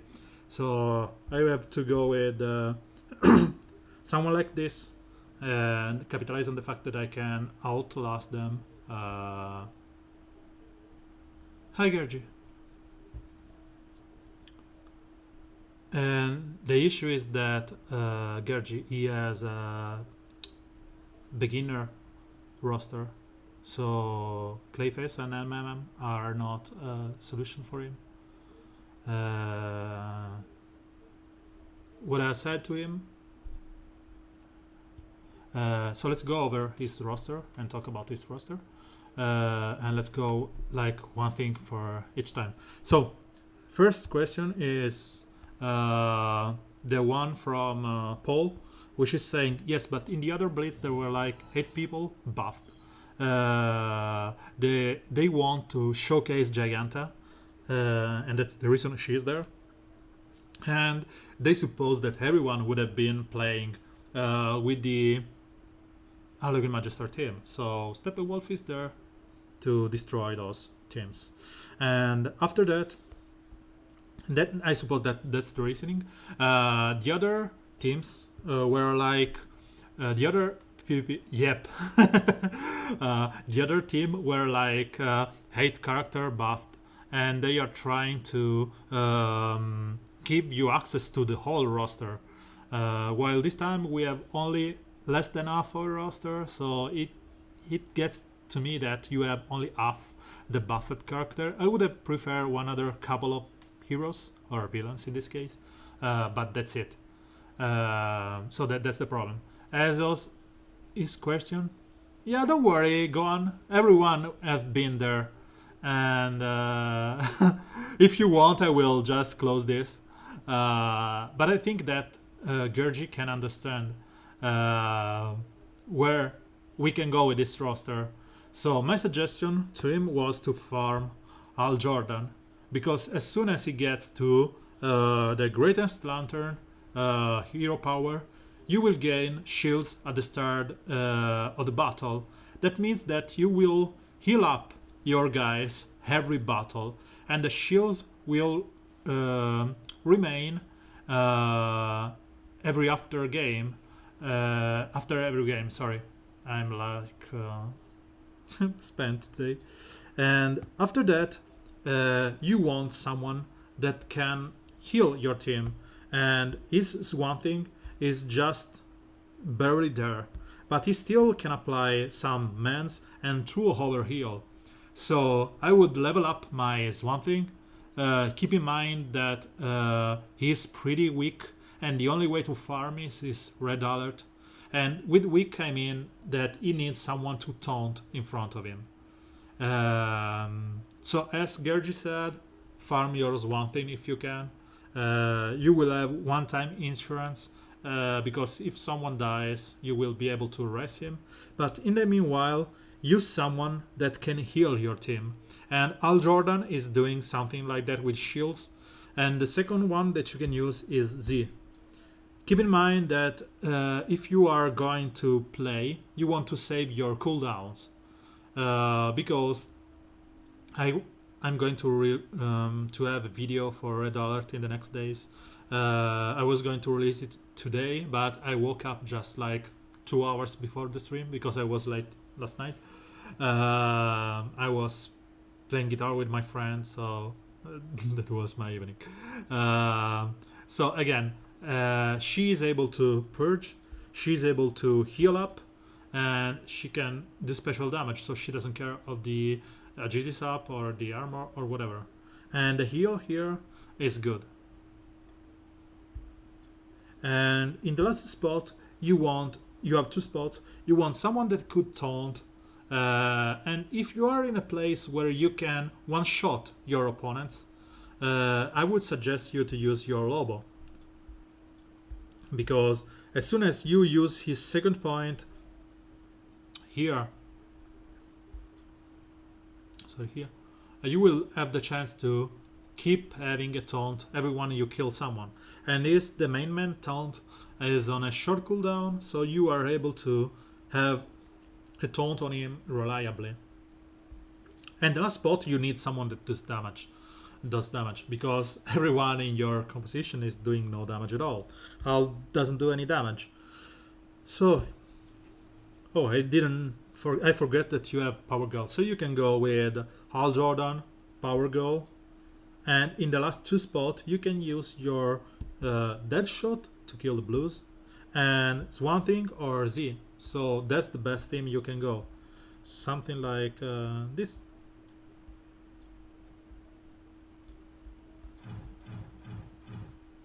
So Al Jordan for the, let's call them heals. Power Girl for the first turn taunt and the damage on reds.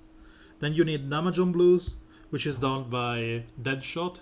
And in the last spot you want a kneeler if shields from Green Lantern are not enough. And you can use him, Swamp Thing, or Z. Where's my Z? I'm blind. Z. Or maybe in the very first game you can go with someone like another damaging guy. So let's say Huntress or Green Arrow, or maybe it's a navy blue team or whatever. Thank you, Scotty. Have a nice day. So this is your core team, and you get to swap the last spot, remembering that shields carry on. The heal will be given at the end of each match, and you can choose your opponents. I didn't even start my Red Alert today because I've been busy doing something else, like sleeping. So if you have that team, you want to go into a red heavy team. So you find someone like this, where you can one-shot one of the blue with the Dead Shot, and the 2 reds you can kill with your guys. And remember that call assist, when you will get that with Hal Jordan at L1, it's huge. Or like this, you will one-shot the blue, kill the reds, capitalize on that. So you will get another green to kill these reds, or another blue to heal up your guys. Just choose your fights carefully, and remember that if you say this fight is too hard, you just go to another one, and that fight will probably return on the next board or disappear completely. It's not they are fixed. The first fight will not always be this one. Can you run one day Red Alert with? I can do that. You one day Red Alert with this team. Enchantress, Clayface, Swamp Thing, Bane. No, they won't, for 2 reasons. The first reason is my Enchantress is gear 1. So she will die when anyone sneezes. The second issue is that Clayface has been usually nerfed, or maybe returned to the normal way, where he will not be able to use this skill at the start of the battle. So you don't have any turn 1 taunt.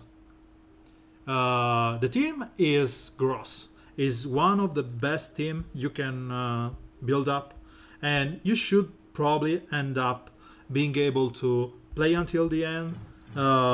This team was one of the best team in the game for a long time, because you have some insurance in Swamp Thing. You have, where is Bane? You have an insurance in Swamp Thing. You have first turn over heal for everyone, which will means that Swamp Thing will go crazy, attacking every other turn, and Bane will do that again. He will just chop guys down with his punches because he will be overhealed. So this team was one of the staple meta team that I honestly hated, but it's good. It's pretty good. The issue with me is that, as you can see, my Enchantress is just gear 1. So even if I fully overheal her, she will be just that. And I will lack some good damage on reds, because Enchantress is gear 1, Clayface do no damage. And the fact that he's been nerfed means that he won't taunt on turn 1.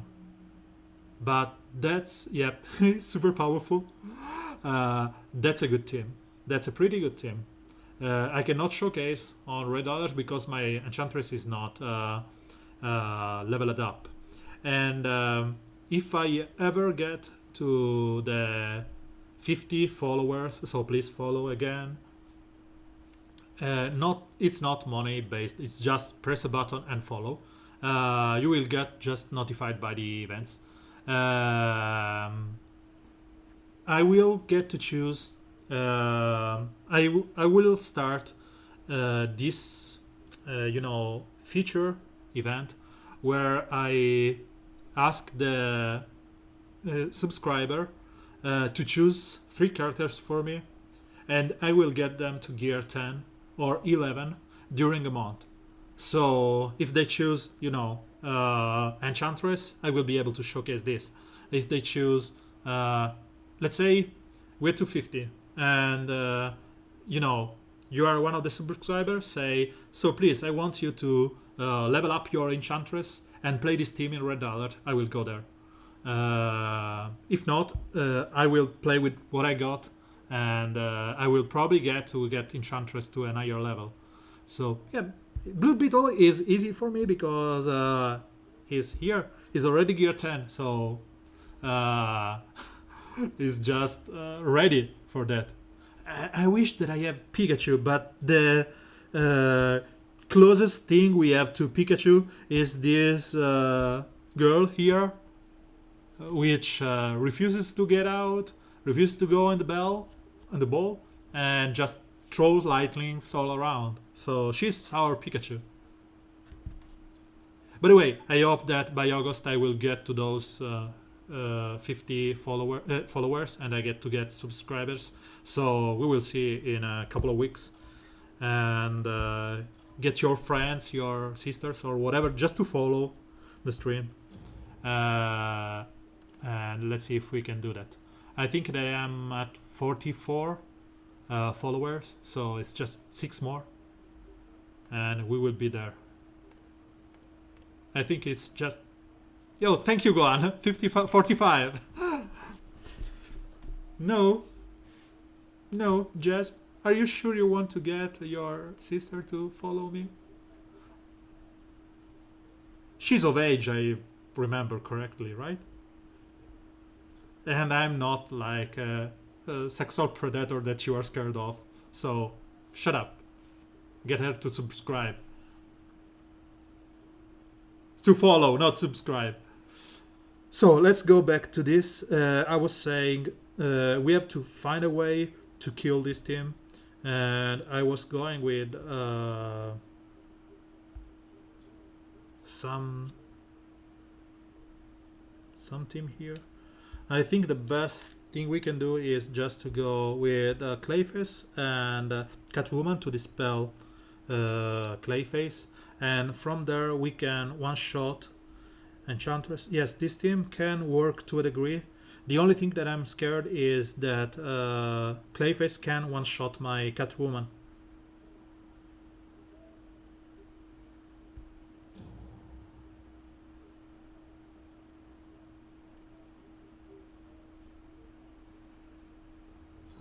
So if Catwoman just leaves before the first attack, we are in a good position. And thanks to the buffs from Clayface, we are in okay shape. So let's stun and purge all those buffs from him, and let's apply some pressure on them. So bye bye Huntress, Catwoman, and we should be able to kill her. Yep. The issue right now is that I want to get to 6 speeds up because I want to heal up my I don't know why they are focusing on my reverse flash, and we are done for this one too, I suppose. I have to swap reverse flash for Doomsday, or I won't be able to beat him. And that's the issue with this buffed season. If you have someone like Steppenwolf, which gives turn meter up and is buffed, you will not be able to do anything. The issue with my Killer Frost is gear 10. She dies from Bane.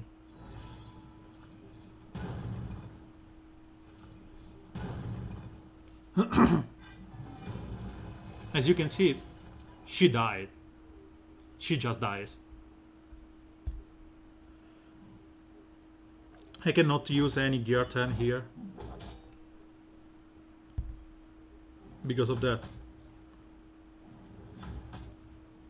The best thing that I can do here is to just try and kill or bring down some of them by punching them with Doomsday.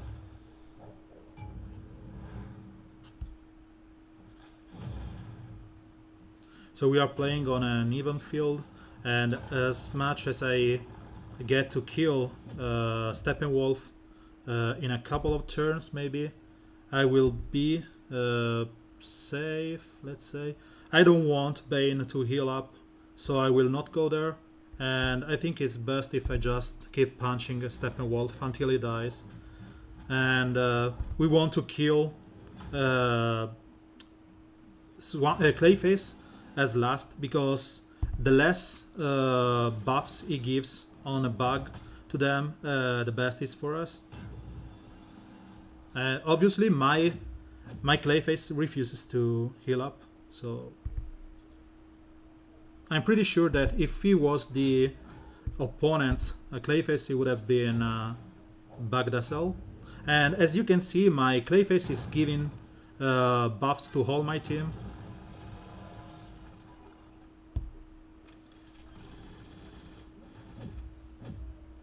Yeah, I'm enjoying that I geared up my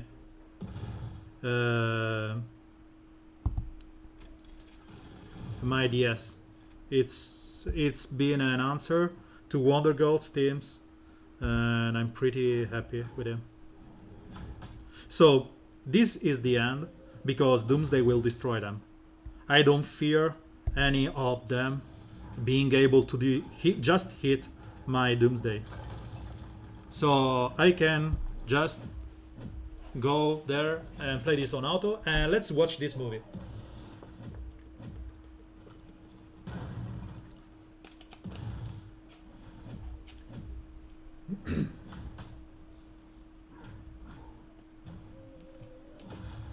So as you can see here, Clayface is giving buffs to my Doomsday every turn.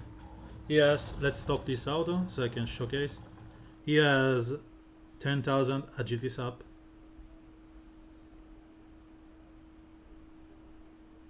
This is stupid.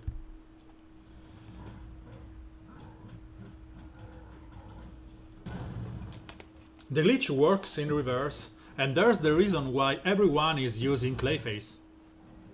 Because they feel smart, they feel, yoo-hoo, I'm using an OP character. This could have been the reign of Doomsday. This event could have been the reign of Doomsday, if not for this stupid bug. And you risk to get the defeat here, just because of that.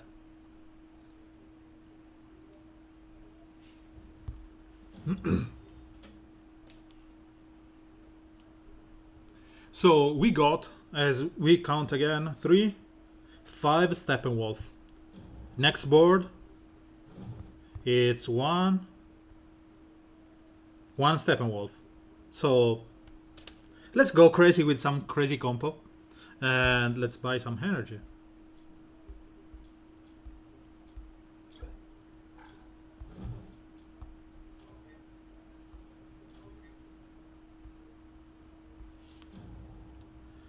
So someone asked for stun compo. Yep. Here he is. Which one do you want? Clayface or... Clayface is good with Catwoman because it allows us to purge. You noob. No good, no fun. I can afford to call Gergie a noob because he's always one of the top player in the game. So we all know that I'm just joking.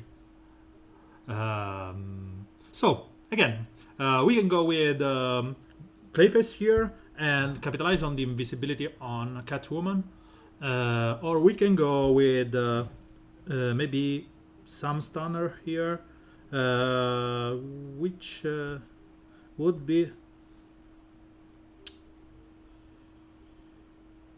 him.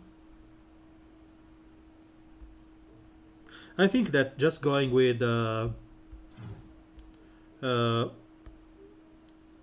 Clayface is better.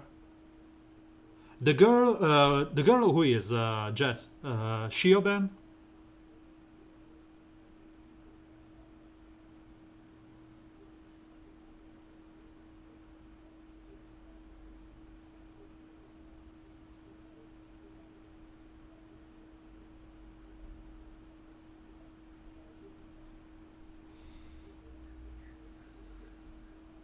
Giganta. Giganta is horrible. So, Gergie, you were not there when I fizzled, my brain farted, and while I was showcasing Giganta, I misclicked on the legendary skill. So, hoo-hoo, good me. I think that her legendary order is 5, 3, 1, 2. So brain fart apart. Let's use some rings here. Stop.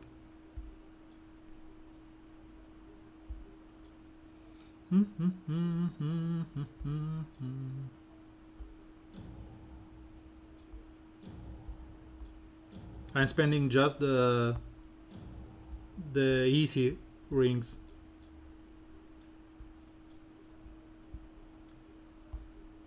So Mammoth Girl for us. Oh, Vixen. You want Vixen. Why Vixen? She stuns.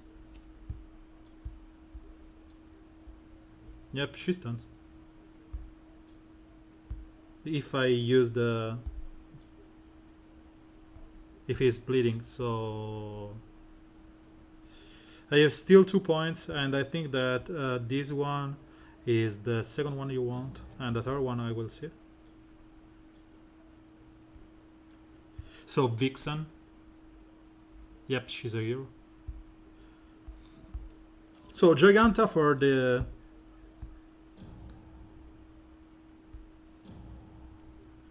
But again, Giganta is horrible if she is not gear 11 and L3 at least. So you will see. So let's gain this whatever. And remember, this duration is increased by 1/3.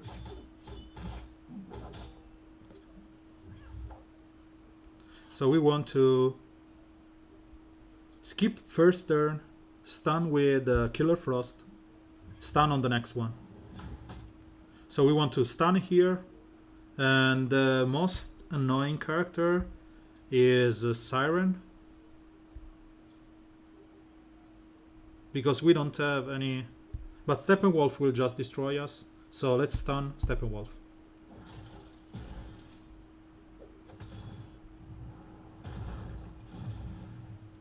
And then let's, because there's no one with a buff here. Yeah. Vixen was not a villain. Vixen was a hero in Arrow. Shh, we won't say that at all. So again, we want more intelligence up and whatever, or we can just opt for this ability to just AoE and call an assist. So call the attack. So we will go like this. We got some damage and we got a stun. So Killer Frost just reduced their cooldown, and we will stun Clayface too, having the ability to stun again with Killer Frost. So because she has a lot of intelligence up and the ability to just stun again on turn one, on the next turn, we will apply the damage. And here, so we have like 2 stamina ups, and I suppose that this is the only thing that we can do.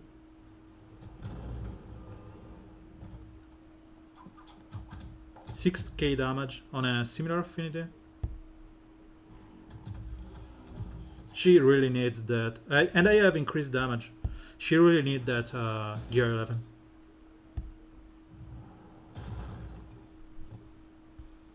Let's call an assist here.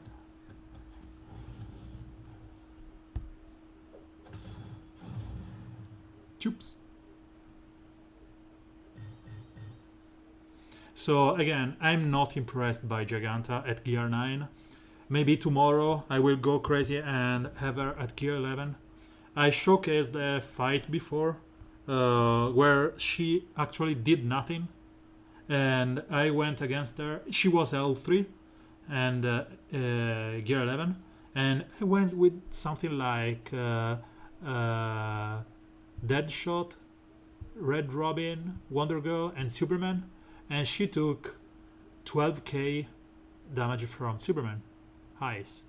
So nope, Giganta is not doing anything to me.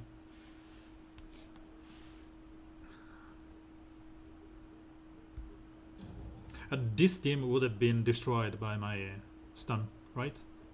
This is my idea.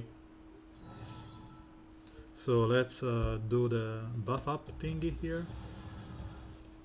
We want to kill as soon as possible that Shioben.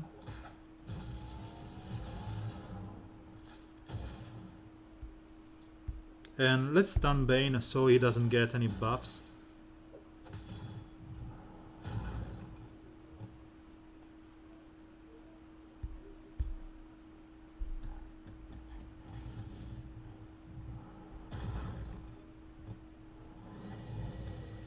I think she's just that kind of character. Everyone is loving her because she's the kind of character that has random attacks, and everyone likes when they get random attacks and stuff like that. So I think this is the only reason why everyone seems to love Giganta, and yeah, that's nice. The increased age of Giganta is something that you really like in this game. The fact that she rises up and stomps guys, it's cool. But that's it. As I said, holes are really liking her because they have the, let's say, wealth to buy 3 or 4 packs of her and get her at L3 or more. And as I said,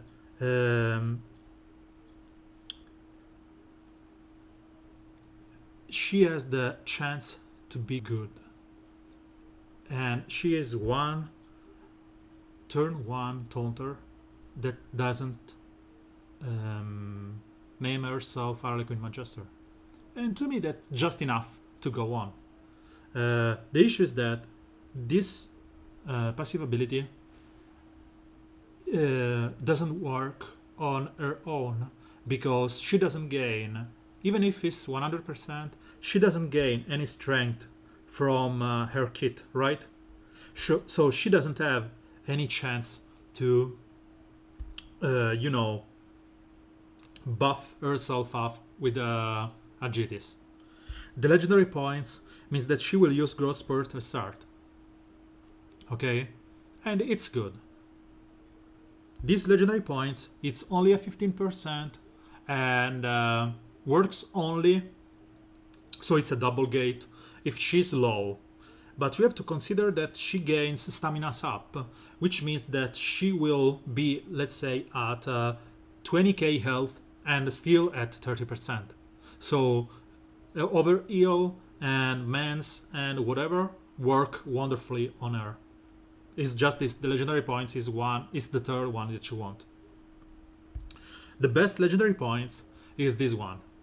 She will do heavy damage to an enemy, apply true damage to them for every stamina up on Giganta, and then gain taunts.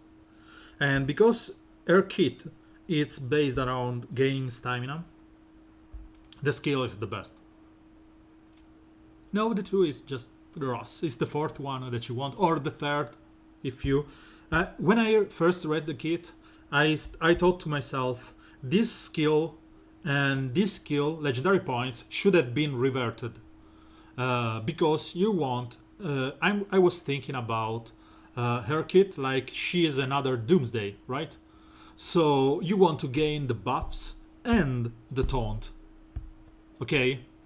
And when you do the damage, you do something like extend your buffs, okay? So I was thinking like you can ignore this damaging part and keep taunting on her.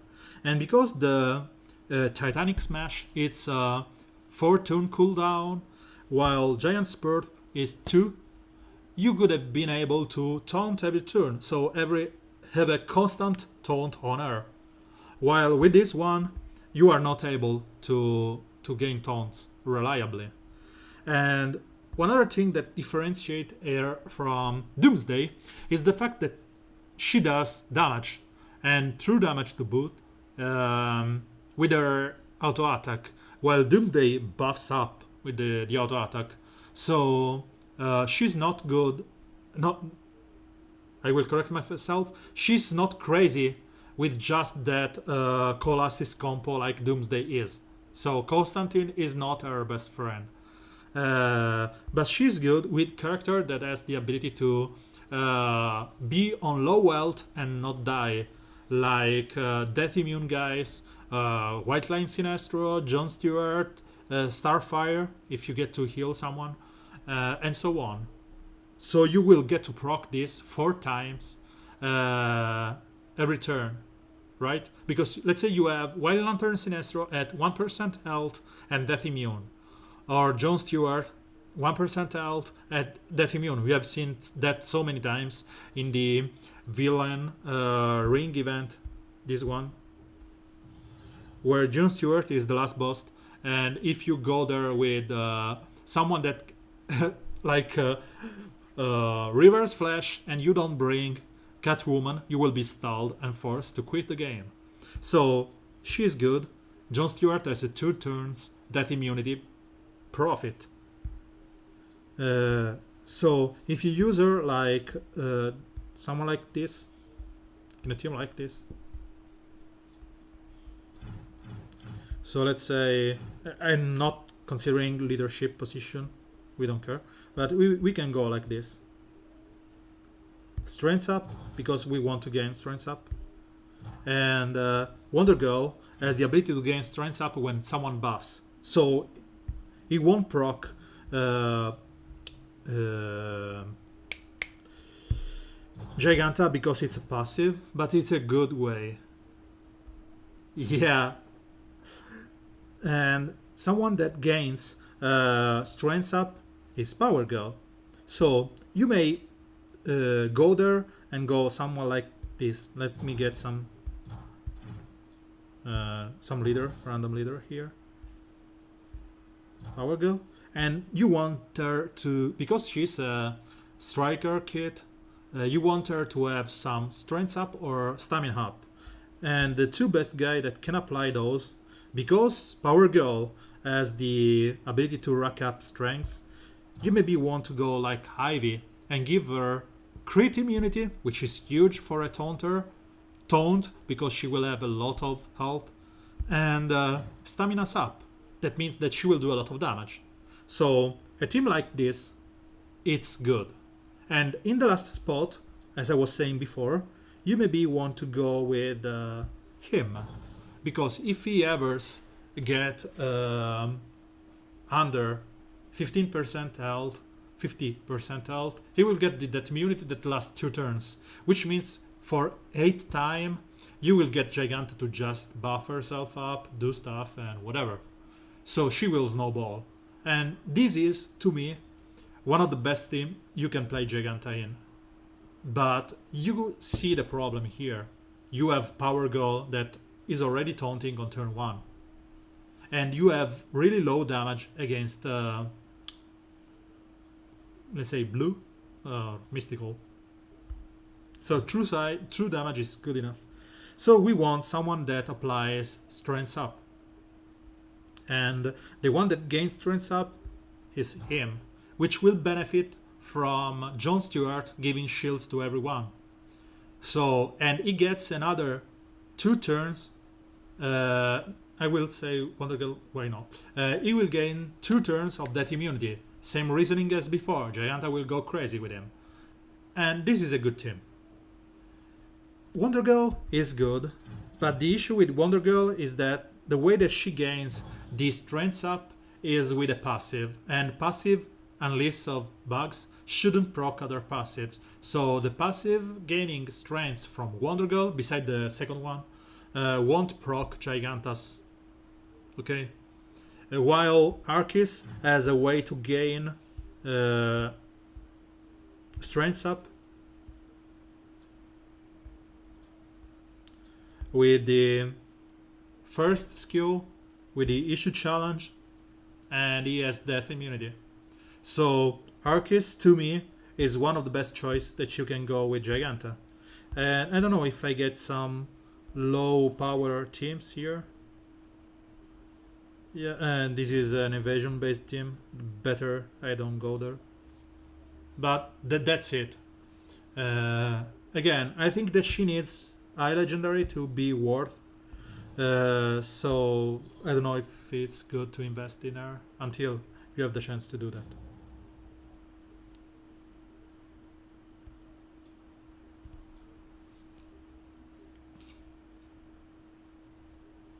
Let's get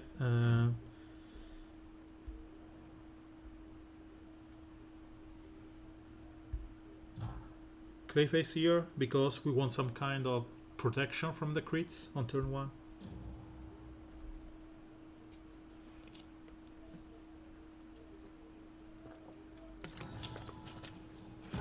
So again, thank you for being on stream. If you are not a follower, please follow. It's important to get to that 50 follower to enable the subscription, sorry. And that's it. We are close. We are 45, and you will get a notification of the stream and so on.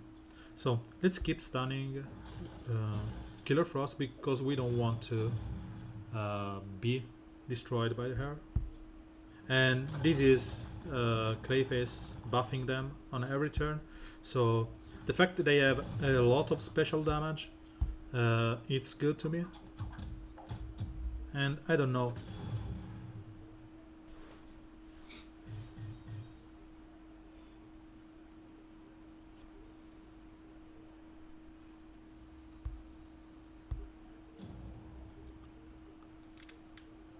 lucky me, the team was really undergeared. So let's go for some points here. So 1, 2, 3, 4. And the shame is that tomorrow would have been a huge day for me, because Red Robin, Superman are two of my favorite heroes, but they are all heroes. The only villains in there is Dr. Poison and SSS Lex, which is in the dumpster. SSS Lex is my lowest energy character, and he won't get out of here until I have flooding resources. So we have to live with that. So let's keep clearing this board. Rack up some points. If you want to see, thank you, Direwolf Dark. Thank you for the following. I appreciate it. If you want to see any kind of team, feel free to ask, because they are all gear 10 or lower. So just go with that. I will use Giganta, just why not? And yeah, reasoning here is that they should crit on turn 1. So maybe it's the time that we see some good damage for Giganta. So let's see if we can heavy damage, and let's just crit for 2k. Sure. I don't know why this guy decided to use Terra in the leadership position instead of using Scarecrow.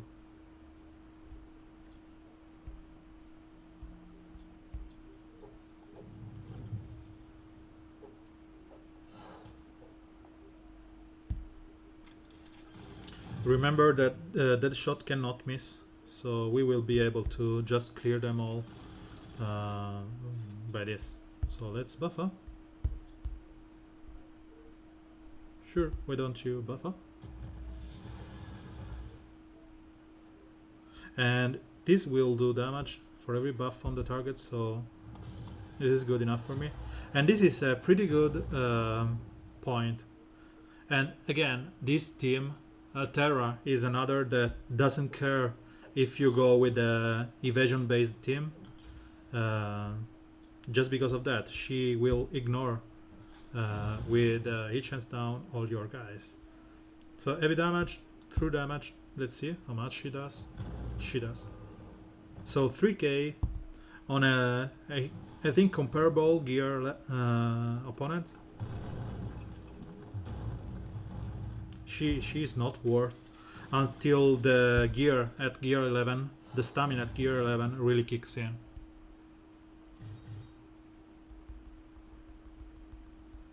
Let's check this opponent's roster. Gear 9. They changed this. You were able to scroll with the arrows here. So 7, 9, 10. And she didn't even get there. Any preference for the next fight? Any team that you want to see?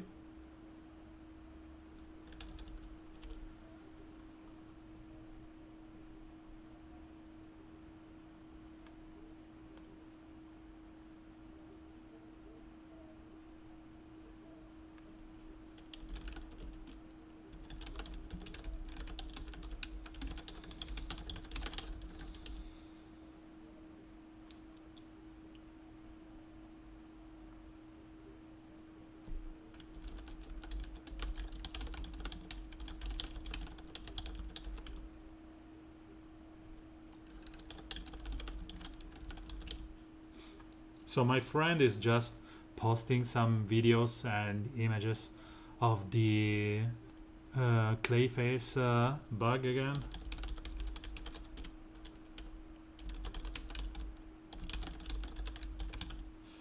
But you know, it's a shame.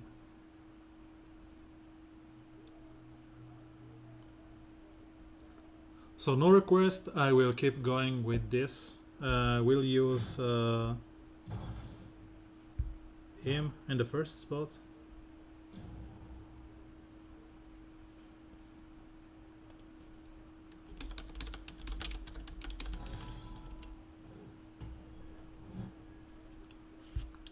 We buff up because we don't want to miss on Harlequin Magister, and because of the crit chance up from Steppenwolf, it's the same as we did start the game with the full crit chance up. So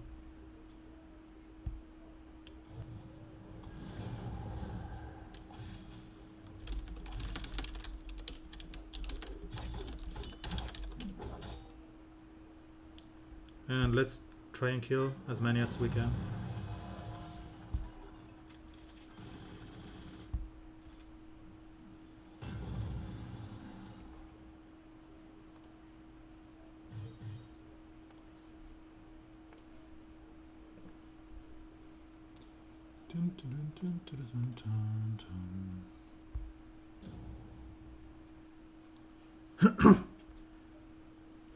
So we have these lockers here, and they want to have an easy fight with Deathstroke, which is something that you can go there and have it, and you can just destroy them with Catwoman, because Catwoman, if she's invisible, she can benefit from the fact that she will steal the awareness, and Deadshot and Steppenwolf will be able to kill on turn 1 or 2 Harlequin Magister, leaving you fully buffed Catwoman to capitalize on that. So here she's invisible, we can steal all the awareness, or we could have purged all the buffs on her. And here is best if you just go and kill Siren instead of bringing her with healing immunity or something like that. And from there you want to use the grenade when Grundy is on the position to be the next one to die, because he won't be able to rest. If we use the grenades so early in the game, we could have lost the chance to apply the healing immunity on him. So let's see if he dies, and we will use the grenade here to apply the healing immunity, and he is gone.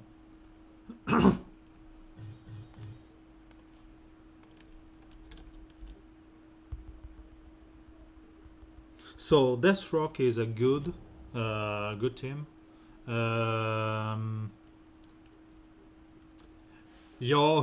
Go to do your stuff.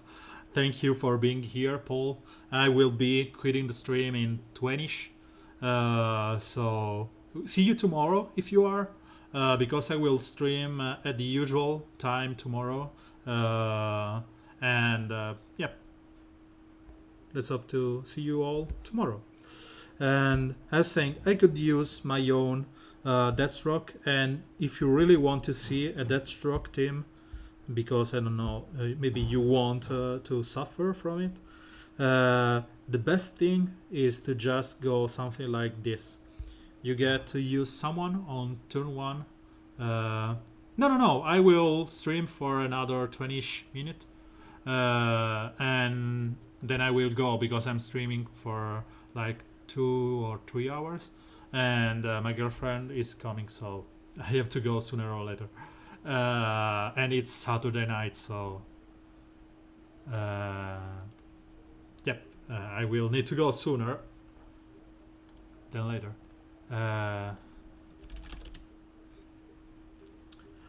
Okay, I was saying, Deathstroke is nice, and you want to kill some of them on turn 1, because you will then have Lobo to taunt up until the end of days. And because of the opponent composition, you want some green. And here you have Deathstroke, which is buffed, Reverse Flash, or maybe you want to use Clayface just to have the first turn taunt, and then you get to Snowball after that. Or you can use, as I showed before, this Catwoman. Let's put Clayface first. Clayface and Catwoman, just to steal all the awareness from Deathstroke and be done with that.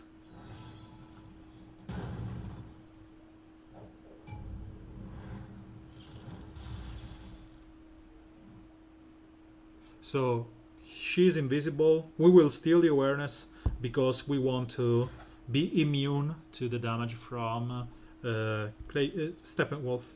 And we want to taunt on Lobo because even if he dies, like he usually do on these kind of games, we are okay with Deathstroke. So let's go and damage some of the opponents.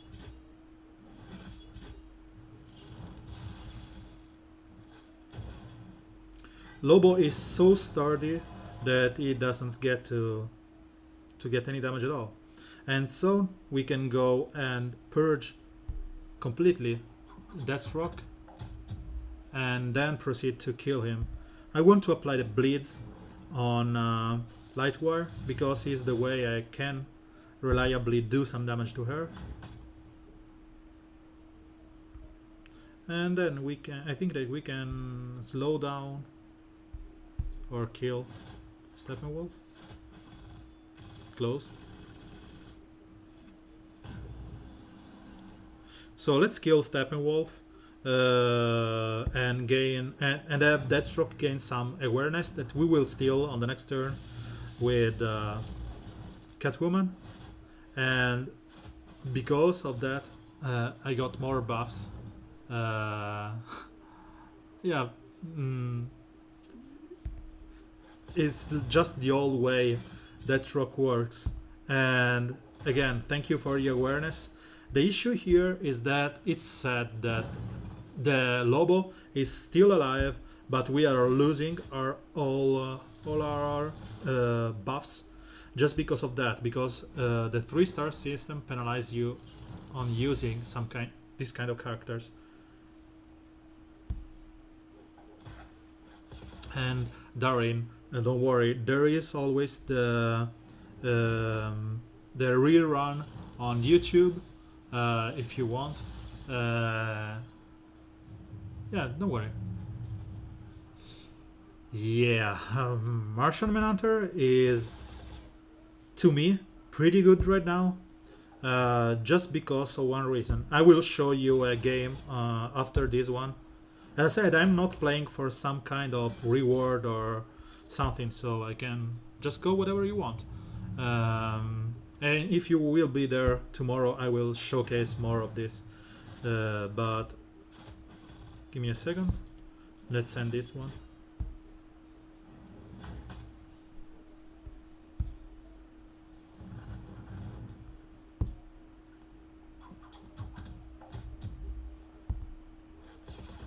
I'm personally farming Martian Manhunter because as soon as I get him to L4, it will be gear 11 instantly. He's not bonkers or something. He's just nice.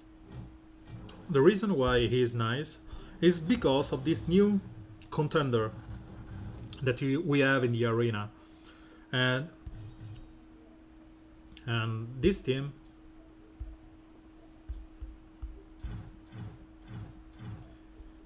is just wonderful.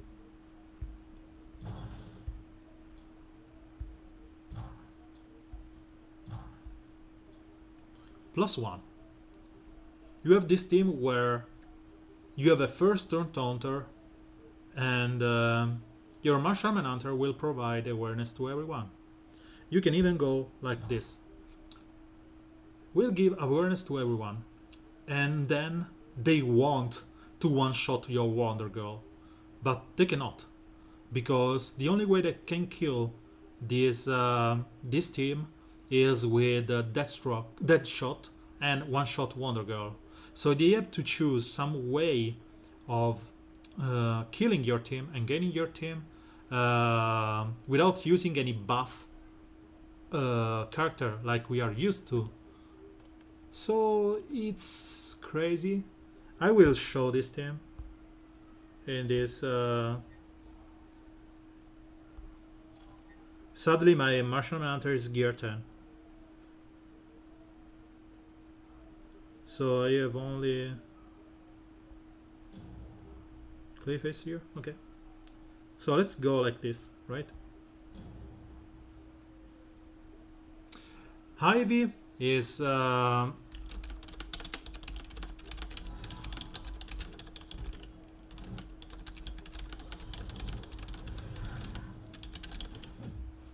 Ivy is good because it allows you to taunt on turn 1, but that's it.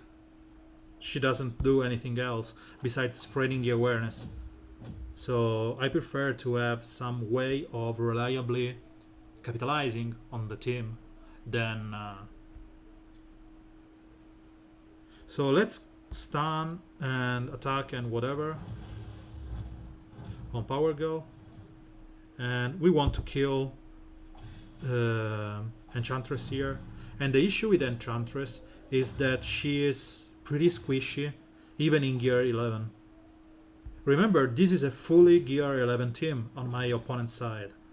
And from now on, we could have taunted again on Power Girl, but we have the Wonder Girl that will one-shot Bane, and every call assist here is huge.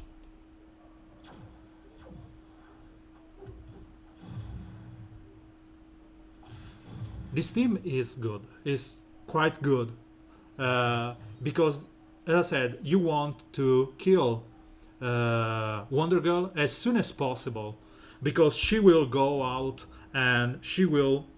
So this will be a mess, right? Because I know this will be a mess. We need to kill the opponent Wonder Girl on turn 1, or you will lose. And the way that you beat your opponent's Wonder Girl is... Okay, so let's use this reasoning here. You beat this kind of team like this. Where is Superman and Wonder Girl? This is the team that, to me, is best suited to beat... Sorry, this one is best suited to beat this kind of Batgirl, Harley Magister teams. Okay? And the last spot is someone that you feel with a first turn taunter, which may be Superman because it's faster than any of their guys, or Wonder Girl. Because there's Cheetah on the other side, I will go with Wonder Girl. And the reasoning is that if you don't get enraged, you will one-shot Power Girl and you will destroy them. So no one of my guys got enraged. I will buff my Deadshot, kill Wonder Girl, and just laugh at them. I will just sit tight, press auto, and ignore them.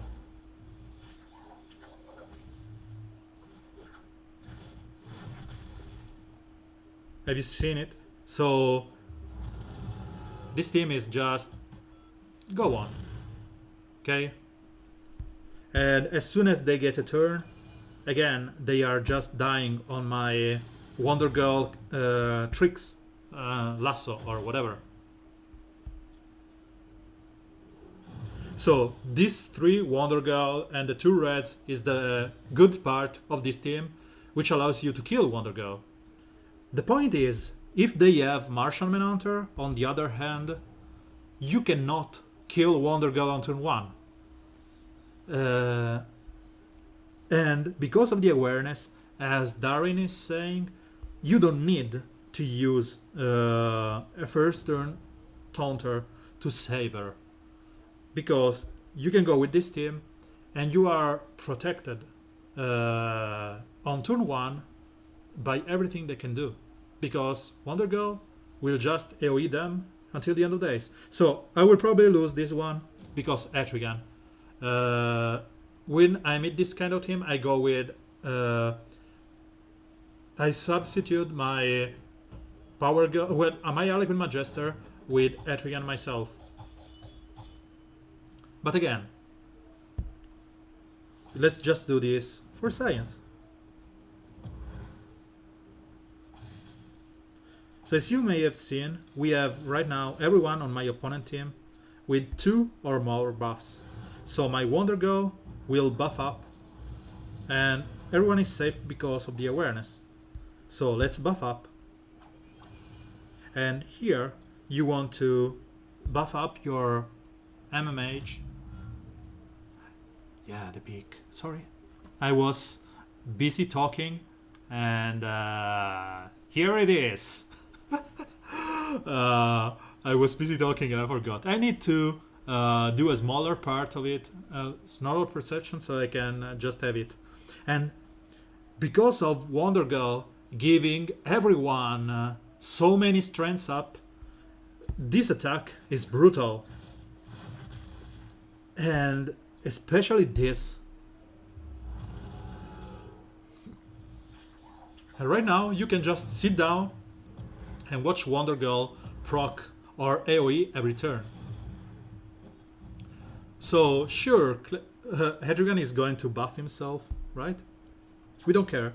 And as I said before, every call assist here is good, because Wonder Girl does a lot of damage.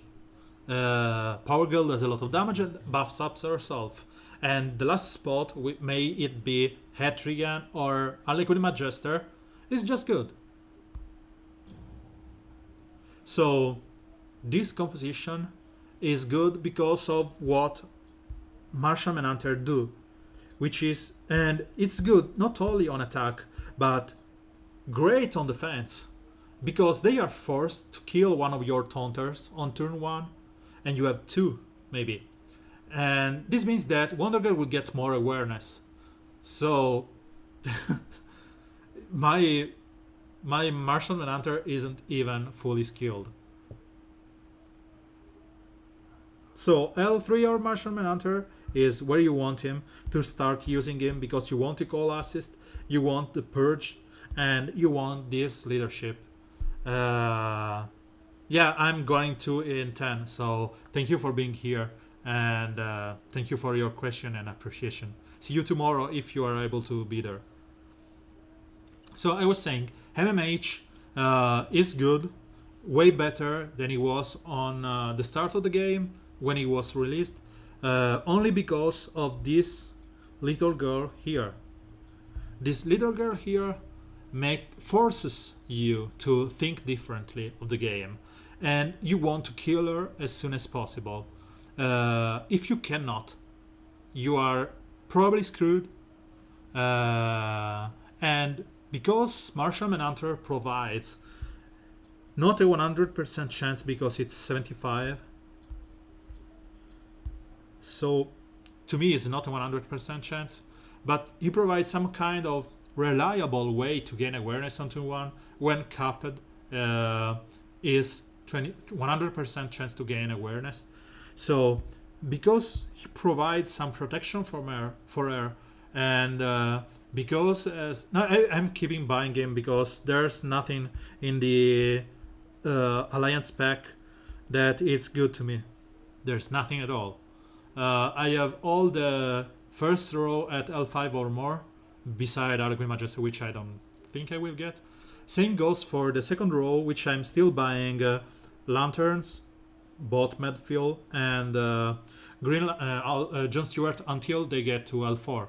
And even though I can L5 these guys here, Martial Manhunter is the only one that I really want to L4 before I L5 the others.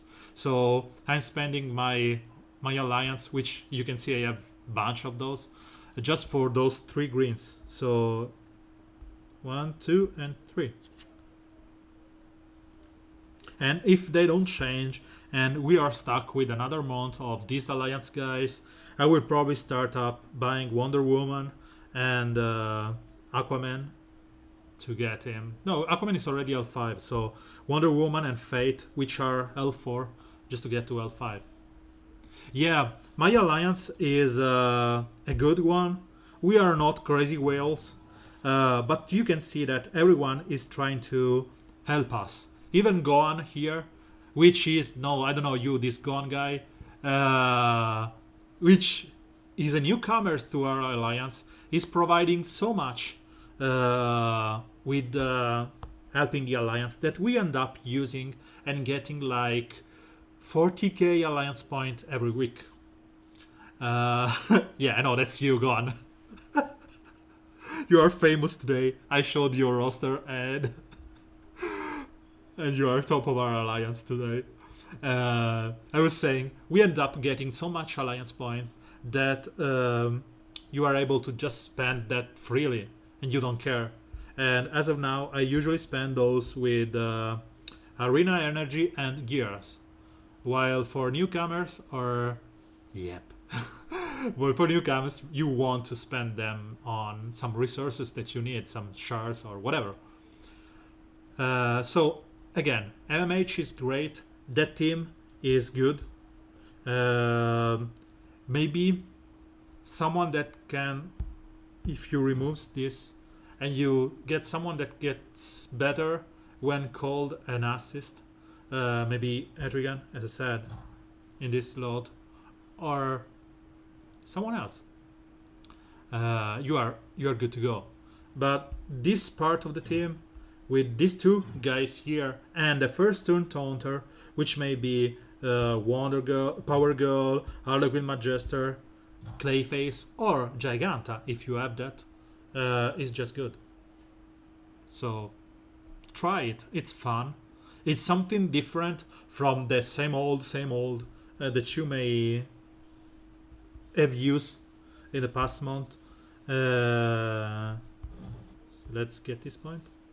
And you know, the point of this game is that you are supposed to have fun. So whatever fills your cup of fun, just do it.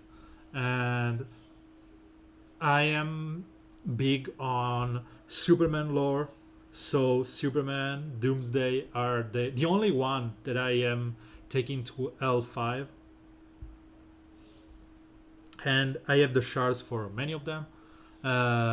If you like your heroes, even if they are not the big meta teams, just go with that, because in the end, sooner or later there will be a chance to play with your guys, and when you can do that, it's just so soul filling. That's fun. So with this, I suppose that we are done with the stream. If you have any last minute question, I will answer that. If not, we will see tomorrow, hopefully. I hope that you enjoyed and you have understood why talking and pressing random button, it's not a good thing. Giganta is nice, but it's not game changing. Just if you can spend the money on them, on her, just go with that.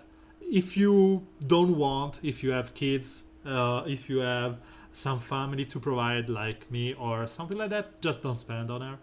I spent on her because I want gems for the stream, and because if people keep asking me, please, can we see some white lanterns in Astro Action, and I keep saying them, no, I don't have the resources, they will probably go to someone else, someone big whale, where they have the chance to level him up. Yep. Jess, I know that you love your WLS. So eventually we will get there. We will get everyone to gear 10. As you can see, I am like half of my roster already there, and I'm getting every rework or new hero to gear 10 or 11. So we will get there, I think, in a couple of months. So again, thank you for being here. Thank you for watching or following, and here and on YouTube. The video from the stream will be up soon as he uploads from Twitch to YouTube, so you can watch the rerun. See you tomorrow, and as always, have fun, and feel free to ask for some content. Follow if you are not here and on YouTube. And thank you for being with me today. Bye bye. And remember, always, for science! Bye bye, guys.